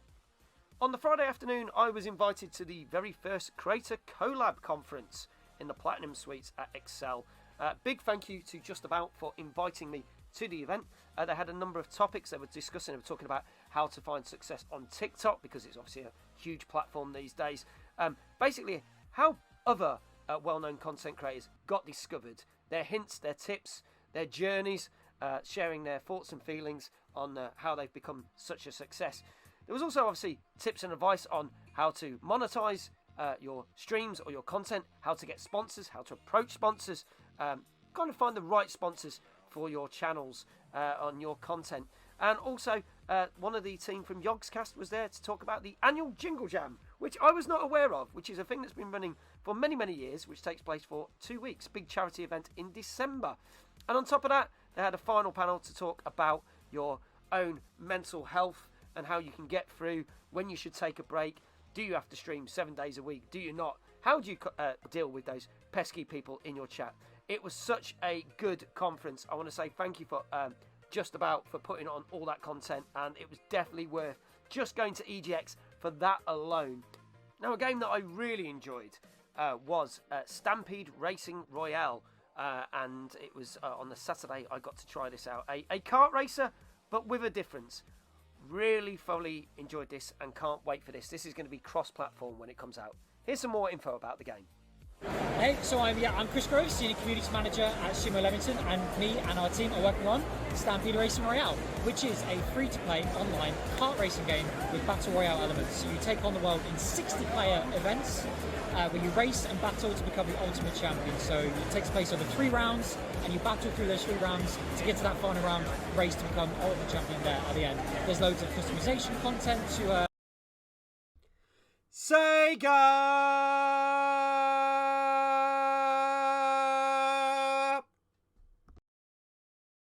to pick out for your kart and character to unlock and find. And yeah, we're super early on in development. We're coming to early access on Steam very soon and consoles in the future. So yeah, that's Stampede Racing Royale. Now, one of the main areas of EGX is normally the market area. And again, this area was a lot smaller than on previous years. Last year's market area was way bigger than this. And I noticed there was quite a few of the regular people that exhibited didn't seem to be there. There was quite a few empty stands on the Thursday, which was a bit weird. I'd heard there'd been traffic problems and stuff, but those stands seem to have got filled by the Friday, so I'm guessing that some of the exhibitors managed to turn up. Also, a few of the same stands selling the same thing, and I don't mean like they had repeat products, like you can see Clicks Therapy there, like literally had 2 or 3 stands in the same area, which I thought was weird. Plenty of board games, tabletop games to buy, Pokemon cards. Not as many things selling figurines, a couple of jewellery ones, some selling controls. We actually had 2 stands that were actually selling computer games. I don't think I've seen any stand selling computer games since 2018, so that was quite good. Lots of artists and artwork, but generally, again, smaller than previous years in what was there and what they had to offer. And I actually only ended up buying like 1 thing. So in terms of a shopping experience for everything geeky, a little bit disappointed this year, not gonna lie. Don't know whether it's just due to exhibitors not being able to afford stuff, or it's more difficult, or there's just so many different events out there now that maybe the choice of what to exhibit at might be the thing these days. But just showing you a number of the different exhibitors that were at the show. But yeah, like Insert Coin weren't there. You know, there's a number of other ones that I like as well that didn't seem to be there, that we'd usually see and buy lots of stuff from. But maybe for next year, maybe there'll be more exhibitors, but we'll see. We'll see. Another area that was very busy was the retro arcade area. There was 2 kind of retro areas, but this was my favourite. This is done by Replay Events. They supply a lot of the arcade cabinets, and I probably spent more time here than I have done previous years. I normally jump on the odd game and have a play of something that I've not played before, but there's lots of classic ones you'd expect, your Pac-Mans, your Super Mario Brothers, but also some other great games that I'd not seen before. Tron, you've got your classic Defender there, and there was 2 games that I actually played through and finished start to finish, which I've never been able to get to because everything was on free play. One was the classic RoboCop arcade game from the 1980s, and the other was Michael Jackson's Moonwalker, which I've only ever played once. I was really looking forward to playing that and got to complete both of them. They also had the Afterburner cabinet and the Outrun cabinet that I had from last year. Didn't play on those because I did play those last year, but great to see them up and working. And numerous other games. There's the RoboCop cab that I spent, I think, probably about a good 40 minutes playing and completing that game. And loads of other games. So it was a great selection this year. I felt Golden Axe there, numerous others, Galaxian. But yeah, great fun to play. And there it is in all its glory, the Michael Jackson arcade cabinet. Now, there was 2 Like a Dragon games at the show, which I'll explain about. But one I got to play on the Thursday and the other on the Saturday. And here are my thoughts about both. So just behind me, back at the Sega stand, it's now Saturday, and there's the 2 Yakuza, or Like a Dragon games, as they're now known. On the Thursday I got to play the one that you can see over there, just there, which is Yakuza, or Like a Dragon, Man with No Name, which is kind of a in-between story of what happened to one of the main characters. And on the one just behind me, right there, I played today, was the Like a Dragon Infinite Wealth, which is the follow-up from Yakuza Like a Dragon. So both play very similar in respect. I actually think the Infinite Wealth demo was better, mainly because it had a lot more in it. Got a 20-minute demo, got to play a main storyline thing, go after this crooked cop. Then it's crazy stuff like you do. Started waiting, working at a restaurant and waiting on people as you do. And then with the Man with No Name, it was kind of like you were dropped in these casino areas to play lots of gambling games, card games, darts and stuff. But then there was also like a brawler arena thing going on, which was cool. But I preferred the Infinite Wealth demo more, I'd say. But Man with No Name comes out in November, also comes to Game Pass, and sometime next year is Infinite Wealth, also coming to Game Pass and all of the platforms, so look out for those. There you go. Here you can see the EGX arena area where the Tekken and Street Fighter tournaments took place for big cash prizes.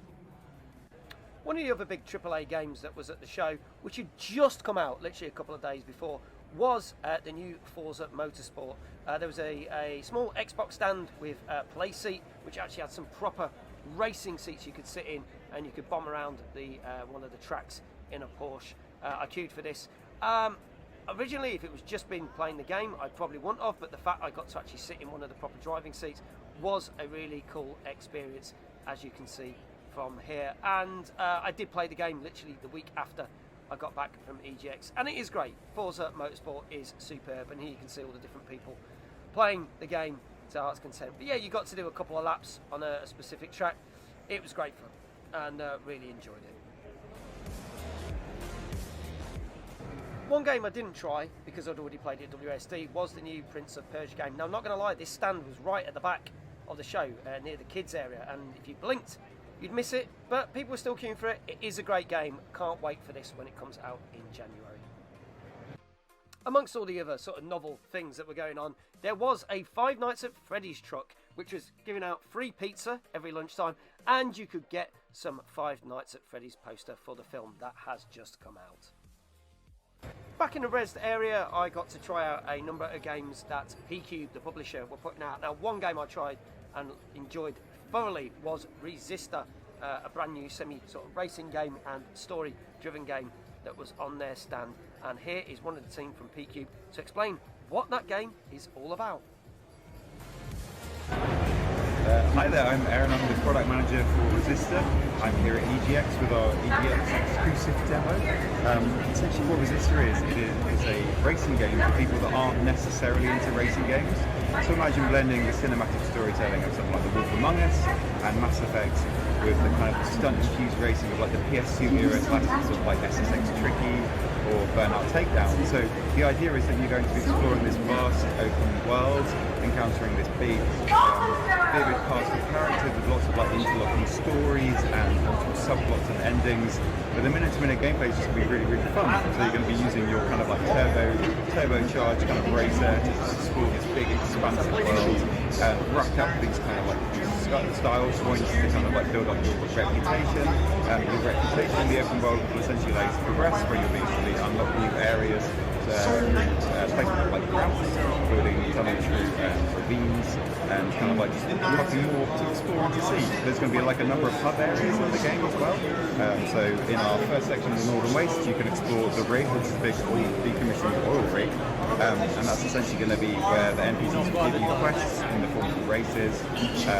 The races won't always have the objective to win. Sometimes you just have to do these cool kind of like stunts or build up your score in a way that will kind of like make you the most kind of like infamous kind of like racer in the world.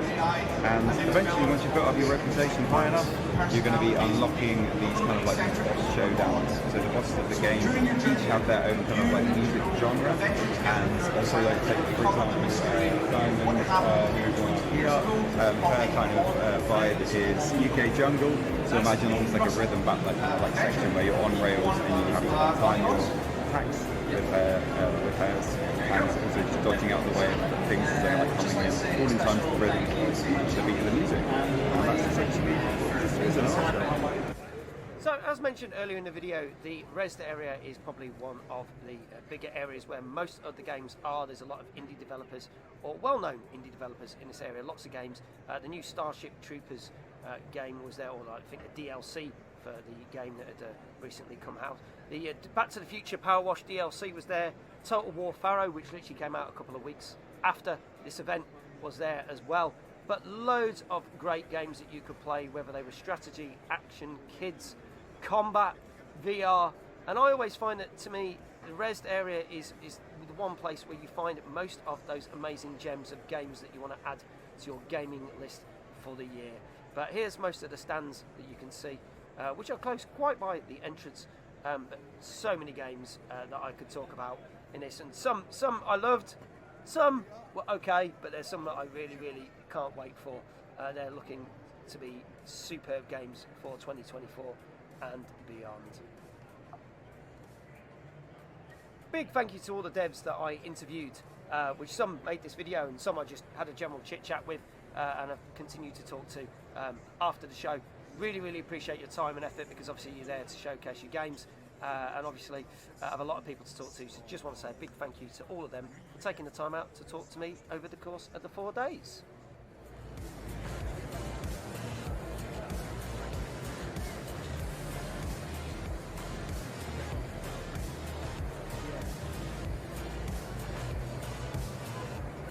Now, as I mentioned, I went to see a number of panels over the weekend, but one that I was very excited for, and I did go to watch last year as well, was the Sea of Thieves panel, where some of the team, including Joe Neat, were there talking about what has happened with Sea of Thieves over the past year, what new additions they're adding, tease some little things about Sea of Thieves Fest. It was a great hour-long talk to find out what they've got planned for 2024 and beyond for the amazing game that is Sea of Thieves.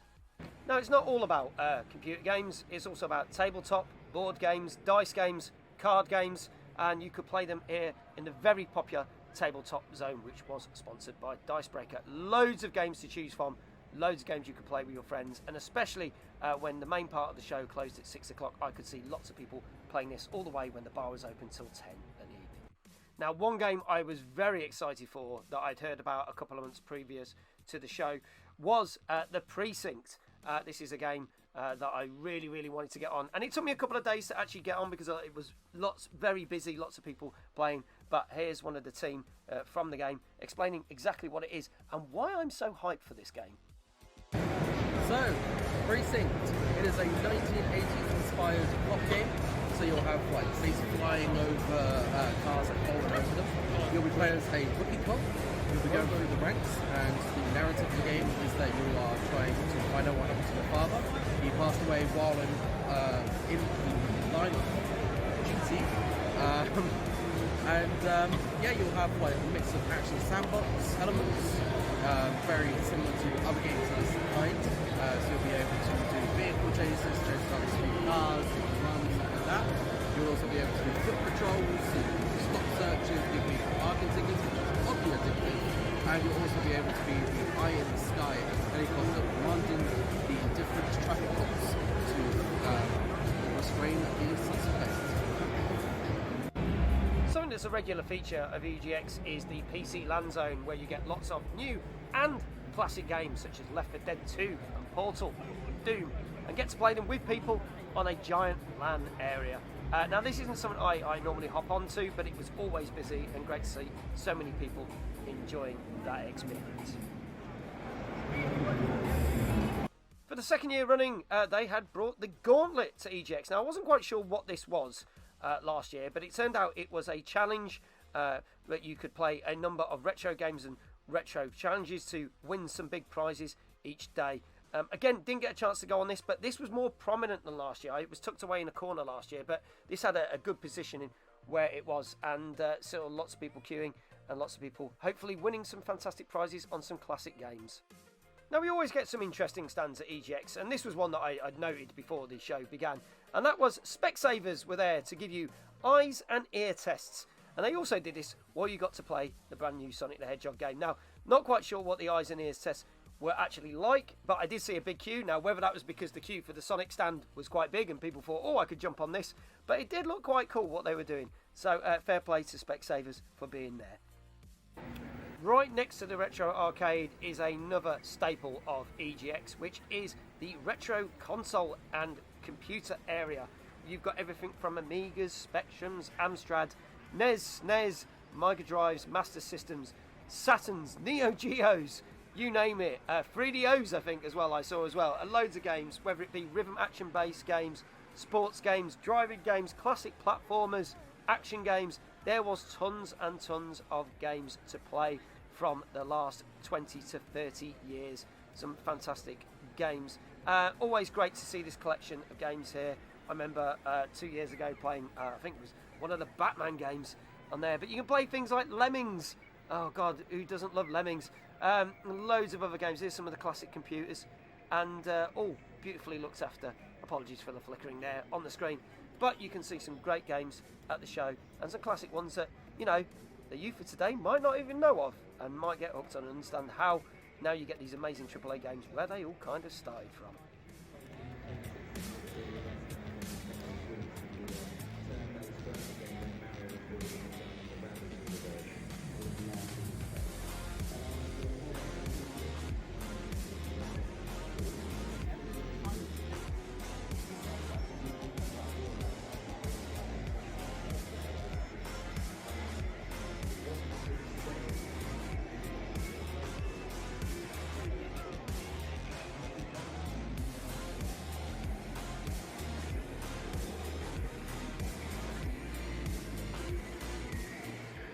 Now, a big shout out to this game, Billy Bustup from Humble Games.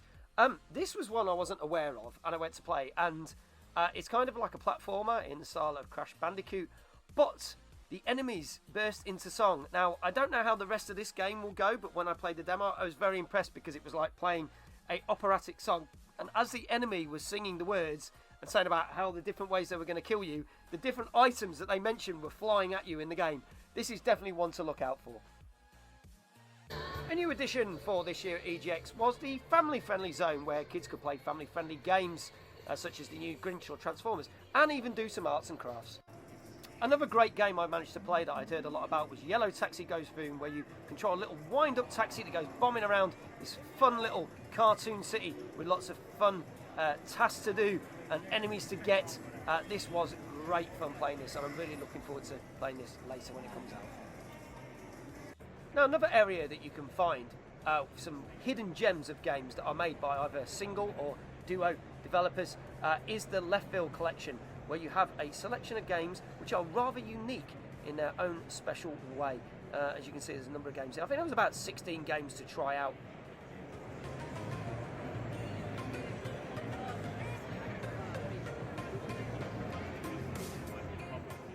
Now, one of the standout games for me was one from Low Tech Games, Alistair Lowe, who's made this really cool projection and pop-up book game. Now, I've seen him at other shows, but I finally got to speak to him, and here's a quick chat with him.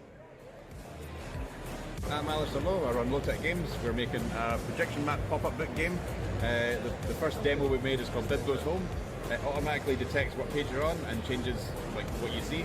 It's a little platformer, but you can also colour it in, as you can see behind me. And there's a golf mode and whatever other random stuff we can come up with. We want to sell the projector and the book as a kind of kit, a pack, and then sell a bunch of books after that work with the system. So we're basically creating a new console, which sounds scary and exciting. But hopefully things go right in the future. Cool.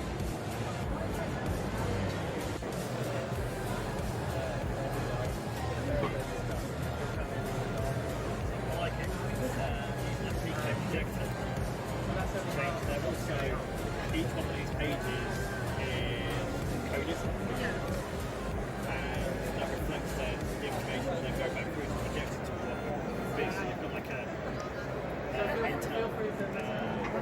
which page it's on. It's been all down in the corner. Another cool game that I tried out on the Sunday was The Spirit of Samurai, a side-scrolling hack-and-slash game, which has got some very spooky and nasty vibes, with a cute little cat as well. This is another one to look out for. Thoroughly enjoyed this as well. And that was it, ladies and gentlemen. That was my 4 days in EGX. I had a really great time. Now, as I said, few little things with the show that wasn't quite that happy with, feeling that it was a little bit of a step back, but generally it was a good show for 2023. And I want to thank everyone that I met and had chats with, and some of the press and people that I spoke to during that event. And also want to say a big thank you to all the devs for taking their time to speak to me about all their wonderful games, which have now been added to my list, because I'll probably have a very long list of games to play for 2024. And for any of you that I met at the show that came and said hi, was great to see you and spend some time chatting to you wonderful, wonderful people. I am looking forward to EGX in 2024, which will be running from the 19th to the 22nd of September at Excel in London. So tickets are not on sale yet, but put the dates in your diary, as that event will be coming around for next year. That's all from me. See you soon. Take care.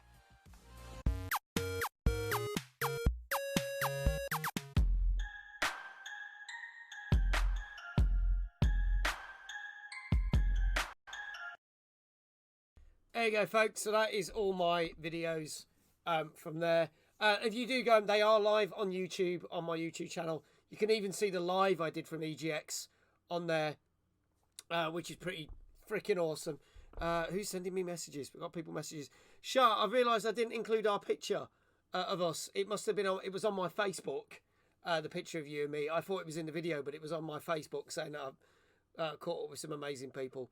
So there you go. Now, this is a good time like ever, because we've got half an hour of the stream left, to do some very special announcements. And, oh no, don't be like that, sis. Don't be like that. Don't be like that. I love you. Thank you, Dave. Mag's ignoring all the people he likes in the videos. I'm terrible. But those videos are live for you to watch, and they will be going out on social media over this week. I have already applied to go to WASD again in April, and I've applied to go to Insomnia at the NEC. And there'll be numerous events. As you know, I'm involved with the Debug event and Debug Awards in February in Nottingham, as I will be hosting a small portion of that event during the day. And Dave will be tagging along because he's my new manager. So there you go. On top of that, this fits perfectly because one of the stands you saw at the show of EGX was P-Cube. P-Cube have made some amazing games, and I have played a number of them on this channel. And this, no, but we did hear your voice, Jesse. We did hear your voice in the one. I've completely lost my train of thought now for this big special announcement. So, I have streamed a number of games of P-Cubes, including last year, Tormented Souls, the horror game that we played where we went and visited a spooky mansion. It was very much like Resident Evil. I can officially reveal, and I've known this since September, but I can only now say it, that as of this week, I am officially partnered with P-Cube Games. So this means a couple of things. That a number of games, like you saw, that were at the show at WASD and EGX, I will be getting to play on day one of release for you lovely, lovely people. Which also means when Tormented Souls 2 comes out, it's going to be amazing. Also means that every so often I will do a special stream dedicated to one of their games. And the wonderful people at P-Cube, hardly anyone knows this, right? I've kept this pretty much a secret. There's two things here. P-Cube, when I do these streams, will be giving away prizes to you wonderful, amazing people. Okay? And to kick things off, to celebrate, I have got 2 copies on Xbox of Kitaria Fables, which came out last year. It got a 7 out of 10 on my show. And I'm going to get the wonderful Will. It's on Xbox. It is an Xbox game code. These are the first 2 things I'm going to give away. But there will be future streams of P-Cube where we will give other games away as well. I've got 2 Xbox games to give away. So let me bring up the magic wheel of names. Let me change the image. Let's just do that. Okay, and if anyone is interested, no, Dave, you can enter the competition if you wish. Mods can enter the competition as well. Let me get the playlist back up as well. Let's put the music back on for a little bit. So there you go. So anyone who wants to join in, let me know. I will add your name to the wheel. Hang on, let's escape from that. So there you go. So, shall we? I'm going to do 2 draws for this. Who wants in? Just say yes in chat. Right, Apop. Tunes. This is for a copy of Dave J. Big Jesse. Came back at a good time. Reprobate. iQuail. Oh, hang on.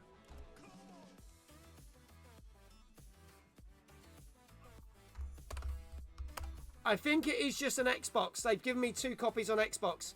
They will be giving me other copies of other games for Switch, Xbox, PlayStation, and PC. Slay. But this is an Xbox title. I can check if it's cross-platform for you if you want.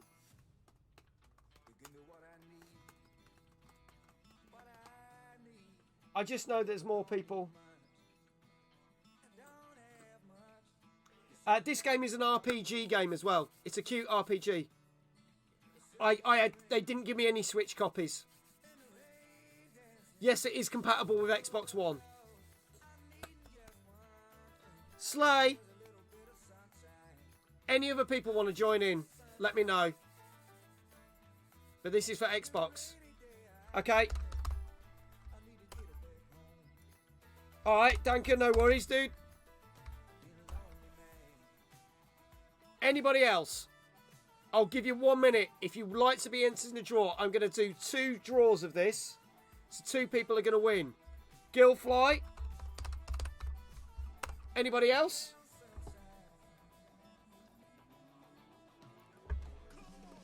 You got 50 seconds. This is a copy on Xbox of Kitaria Fables, which came out last year. Actually, sorry, it came out in 2021. Yeah, if anyone else wants to win a thing. But we will be doing streams of their new games. I need to add Sophie as well. Sophie asked. Silver Cobra. He's one of Ashen's lot. Yeah. Is there anybody else that's lurking in chat that wants to know? I'm going to have a look and see who's lurking. Sophie wanted to be on. There's Atomic Moonchild. She's lurking. Does she want to...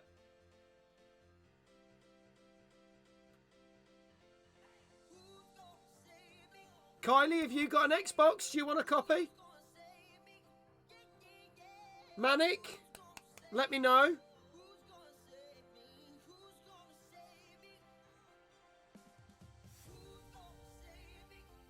Pretty much all the... I'll put Matt... I don't know if Manic's got an Xbox. I can't remember. I think he has.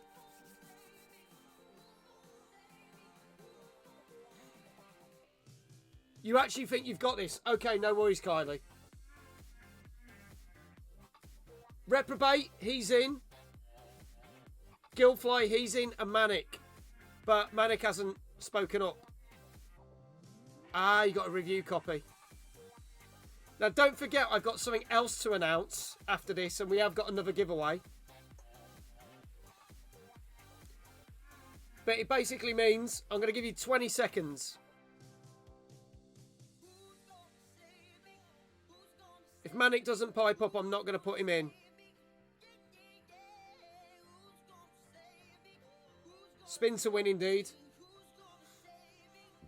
Well, we got 2 copies to give away. But we will have other games to give away. We're possibly going to do our first P-Cube stream in December. So we will be giving other games away as well. So every time we do a stream for them, we will have giveaways. Okay, I'm going to do the spin. First spin. Are you ready, folks? Good luck, everybody. Our first winner's going to be...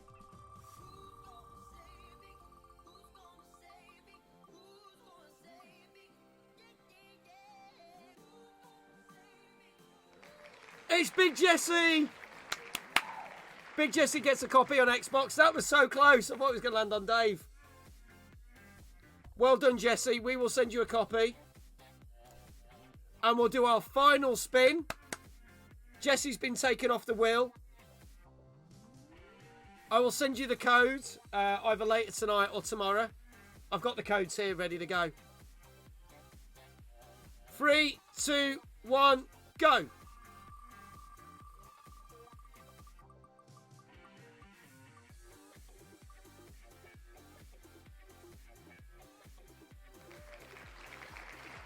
Gilfly!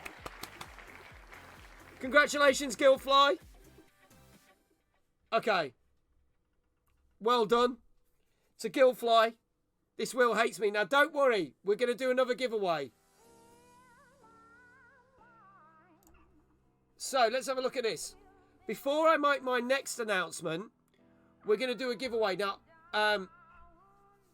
we're going to give away a copy, and this was donated to me, a copy. I've got a code for Headbangers from Team 17. Now, bearing in mind it is on Game Pass, but if you haven't got Game Pass, we have got a copy of Headbangers for Xbox. If Jesse and Gilfly want to be added in, we can add them in. Let me know. Take you out, Shah. Okay. Did Jesse and Gilfly want it to be added back in?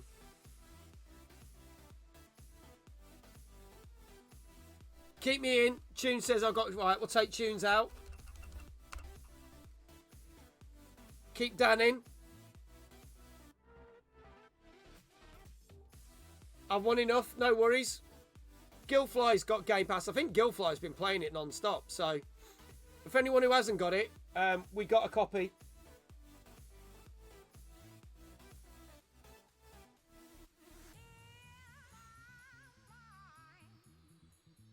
Gilfly, with your permission, I'm going to spin this wheel and we'll give a copy of... I'm going to make a note of this. So Jesse and Gilfly won the P-Cube games. Give me back my game I didn't win. Okay. I'm going to bring this up and we're going to spin again. In 3, 2, 1, let's go. So this is for a copy of Headbangers.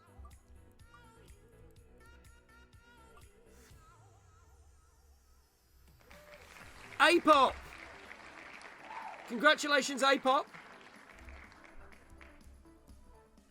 Just let me know that you can play that and that you're good with that. I'm going to give a round of applause to all our winners.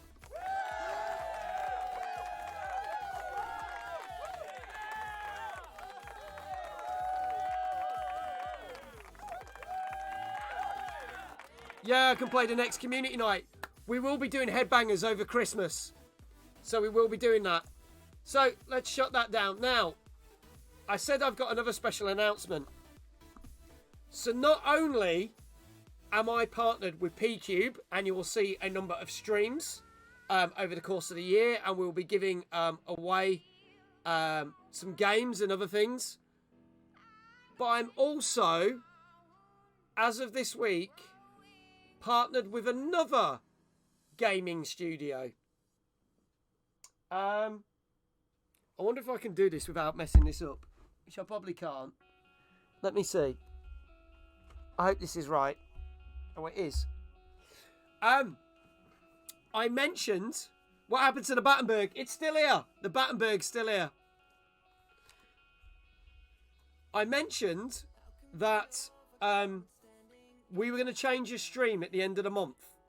We were due to do a stream with Amy and me, playing some co-op games. And you noticed in my Discord, I mentioned that has been shelved back for a couple of weeks. And that's because I have, and I am, I should state, an official partner for Deep Silver.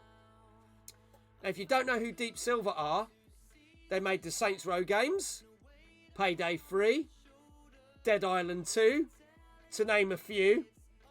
And to kick things off and celebrate my partnership with Deep Silver, because I will be doing a number of streams for Deep Silver on, and this is official, on the 27th of November. 27th of November. And see, I didn't tell anyone. I deliberately didn't tell anybody. I wanted it to be a surprise for everybody. On the 27th of November, which is a Monday, I will be streaming the brand new Dead Island 2 DLC house. We will be giving a copy of Dead Island 2 for Xbox Series X, S and 1. So one lucky person will win this copy that they've given me to give away. And not only that, there will be drops for a special battle item that you can get for watching the stream on that night. And if any of my community clips any funny, violent, or special moments of that stream, and we send it to Deep Silver, potentially someone could win one of these 4 things. It's not guaranteed, but we will submit our best clip from your clips. That person will win this copy, but they could possibly win up to £50 of Steam vouchers, or £25 of Steam vouchers, or a Dead Island 2 hoodie, or a Dead Island 2 t-shirt. Now, there's a number of other streamers that are competing in this, right? So this might not happen, but we will submit your clip, and if you are the person that we think has the best clip, then you will win the copy of Dead Island 2.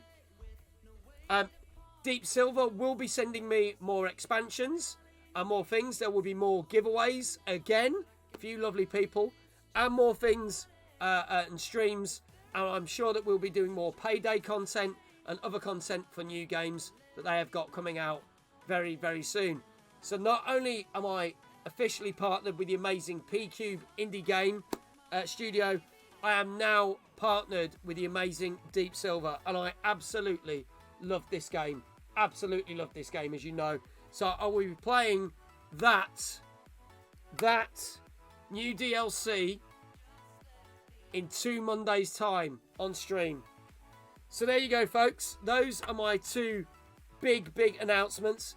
Don't forget, tomorrow night we are playing the new RoboCop game, and we will be giving away these very special limited edition RoboCop 2 cards.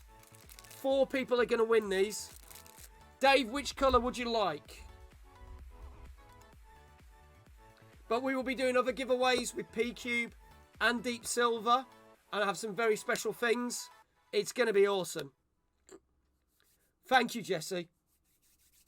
Thank you. We're going to do green. We'll change things green. That's not green. That's green. There we go. We got there in the end. I swear the buttons on this are back to back. But there you go. Thank you. It's great. It's nice to be kind of acknowledged and partnered up. And P-Cube, I've kind of had a relationship going back and forth for a while. And obviously I got to chat to them at WASD and EGX. And I'm not going to lie, the Deep Silver thing was a complete out the blue, because I love Dead Island 2. And I'm not going to lie, obviously I covered Payday 3 as well. Yeah, I didn't realise that would go towards it and be a thumbs up from them to say, we'd like you to do more stuff for us. So I will get new games and things at the time of release, get to show them off. You guys and girls can make up your mind whether you like them or not. We will have giveaways, we will have prizes, we might have special draws, we might have little competitions like this special clip competition that they're running. And And hopefully, into 2024, there might be more opportunities like this with other game devs and other people that we are speaking to, because I am also speaking to other people as well. So I'm really, really excited. So it's going to be amazing. That also, this year, as you know, we had the most amount of sponsors we ever had. We've had 12 sponsors this year. We have got other potential sponsors in the pipeline, so look out for them. Some will be just random things, and some will be like the gaming sponsors where you can join in and help me out and play certain games. But we are going to kind of spread them out, because 12 was a bit insane. We acknowledge that. 12 was a bit insane. So we're not going to chuck as many in. We might do one a month, if that, for next year, rather than cramming in like 12 in the space of 6 months. But I do want to say thank you to all of you that took part in all those sponsorships and helped. Again, it helped funds the channel, helps me massively to keep doing what I'm doing. I'm hopefully going to be invited to more events, have more Spencers. We know how many freaking sponsors you had. My phone's out of memory. And Tunes has still been playing one for the last 6 months. It's insane. It's insane. So there you go. But I just want to say a massive, massive thank you to all of you for helping out and doing stuff like that. But hopefully, he's playing one as we speak. Tunes is playing one. But the thing is, what I think is cool about these partnerships is, it's not just me about playing the games. I'm going to be able to give more stuff back to this wonderful community. We're going to be able to give you baseball caps and cards and maybe figurines and copies of games and t-shirts and hoodies and stuff. And it's going to be really, really cool. And it's something I've always wanted to do. And it looks like this is going to be a thing that's going to happen more and more often. And I've just dropped my copy of Super Mario Wonder on the floor. So Jesse says, oh, I need merch. There you go. So there you go, folks. Those are my big announcements. Again, I want to thank every single one of you who support the channel, whether you watch me once a year, once a month, once a week, or every bloody night. I really, really appreciate every single one of you, and I want to give more stuff back to you. Dan, thank you for the 100 bits. Greatly appreciated. Thank you, buddy. Thank you to all my wonderful mods, my new mods. To Dave, who's crazily deciding, do I see a partnership with Bamboozey for merchant soon? For merch? Who knows? The wonderful Dan Game Tank is our new mod, who's joining the ranks. And I have my new manager, Mr. Dave Johnson, who I love him to bits. He's a great, great guy. And I'm not going to lie. He's absolutely awesome. Yeah, he's brilliant. And he's crazy for taking me on. Thank you for everyone for helping my bro Mag make this dream reality. So proud of him. Jesse, Dan. Yeah, all of them. Dan, Sophie, Jesse, Dave, even Becca when she pops in from time to time, bless her. Obviously Amy as well.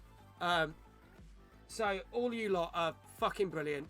And everyone who's in chat, everyone who spends money, not even if you spend money, I don't care. You lot being here just means the world to me, and is making this thing, which seemed like a dream 3 years ago, turning into a fucking professional full-time job, which is absolutely fucking batshit crazy.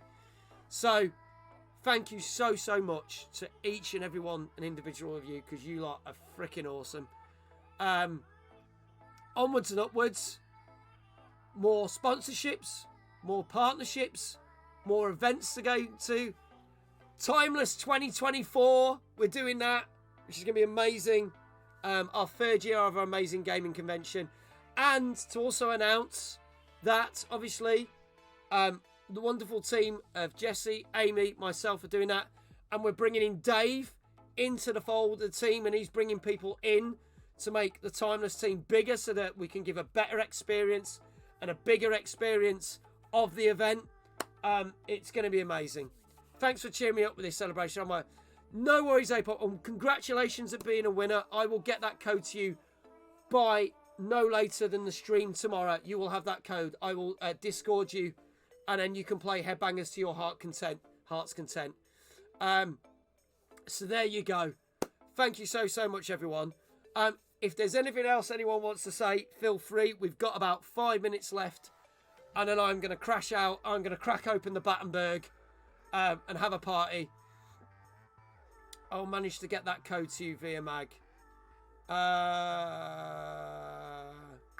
Which one's that? Which one's that, Dave? Sorry, did I miss something? I probably did. What did I miss?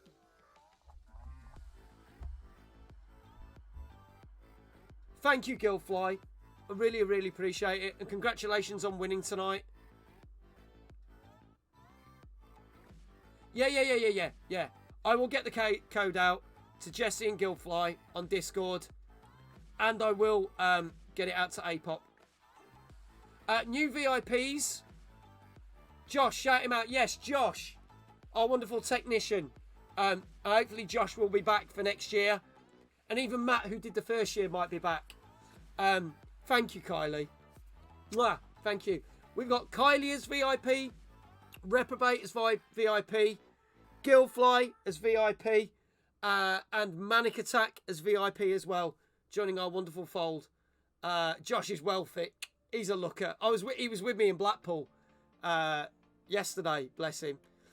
Can't wait till New Year's now.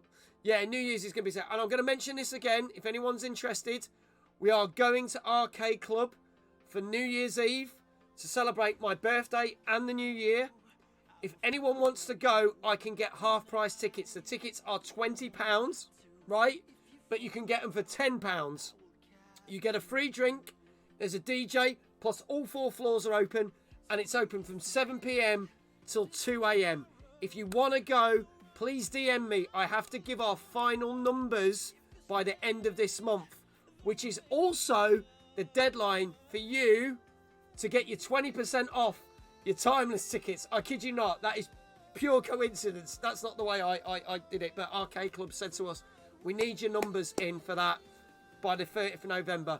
Dan, that's absolutely fine. We've got until the 30th.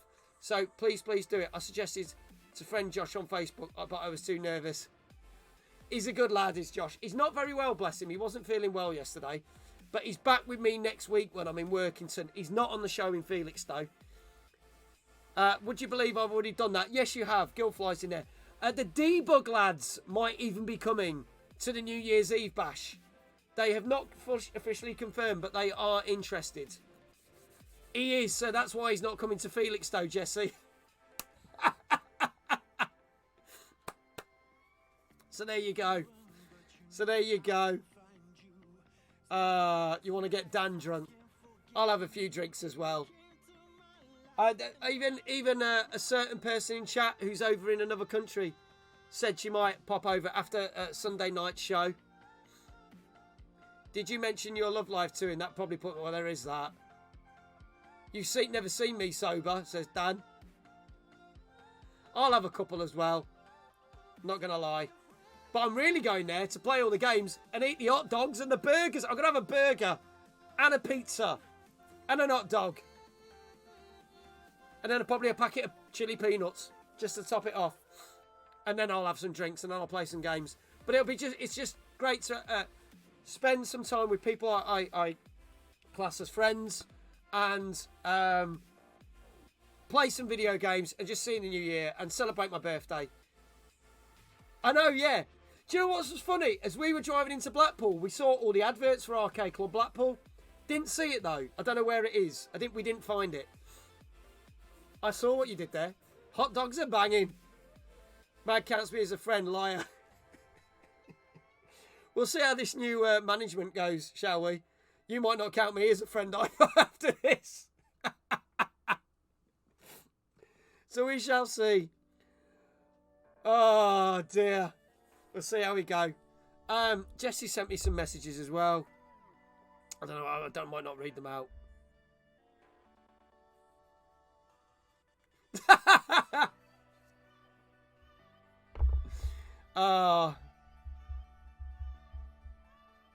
But there you go. I've just seen. I can't read that out on stream.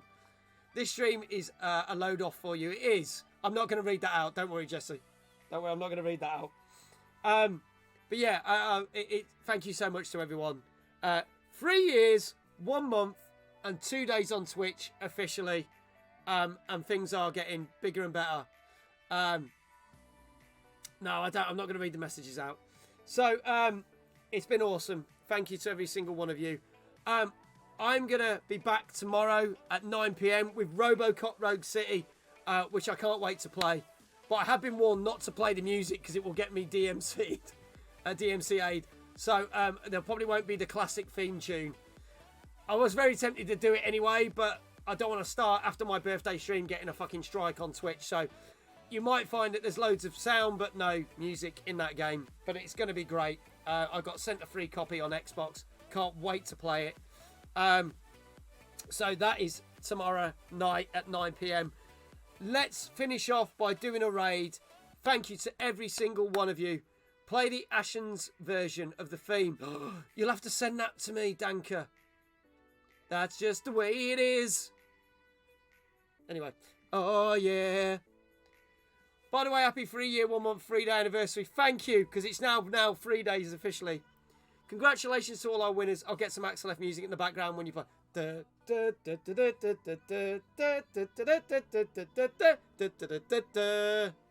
Oh, yeah. Right. Let's see who we can raise. Thank you to every single one of you that's been watching tonight and every single one of you that continues to support the channel. I absolutely adore you all. You're amazing. Thank you for making a dream come true. Onwards and upwards, as they say. And the final thing I will say, which isn't a massive reveal because people who are familiar with the channel will know. Obviously, we will be announcing our content for December, probably within the next week or half.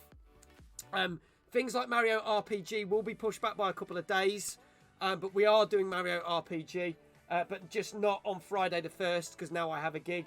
But we'll be doing that on Monday the 4th. Plus, we've got some other games. We've hopefully got the new Avatar game. But the week leading up to Christmas and the week across Christmas, we have a tradition. Every night will be a community night.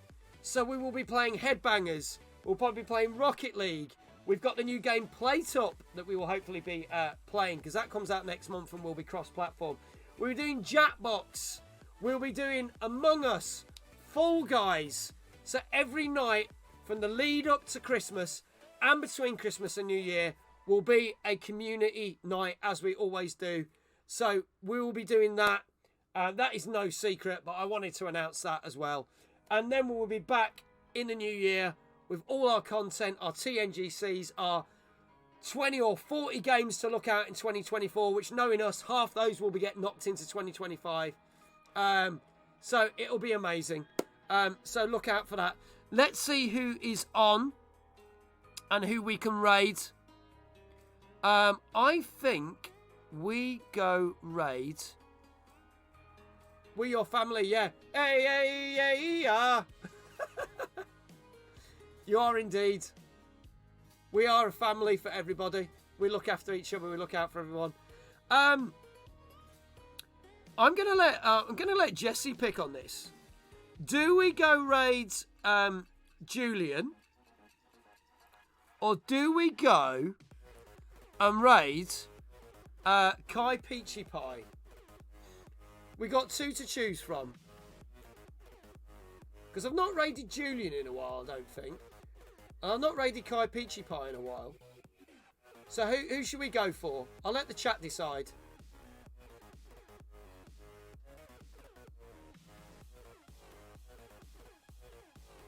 Peachy Pie. Right, we'll go raid Kai Peachy Pie. Let's see what she's playing.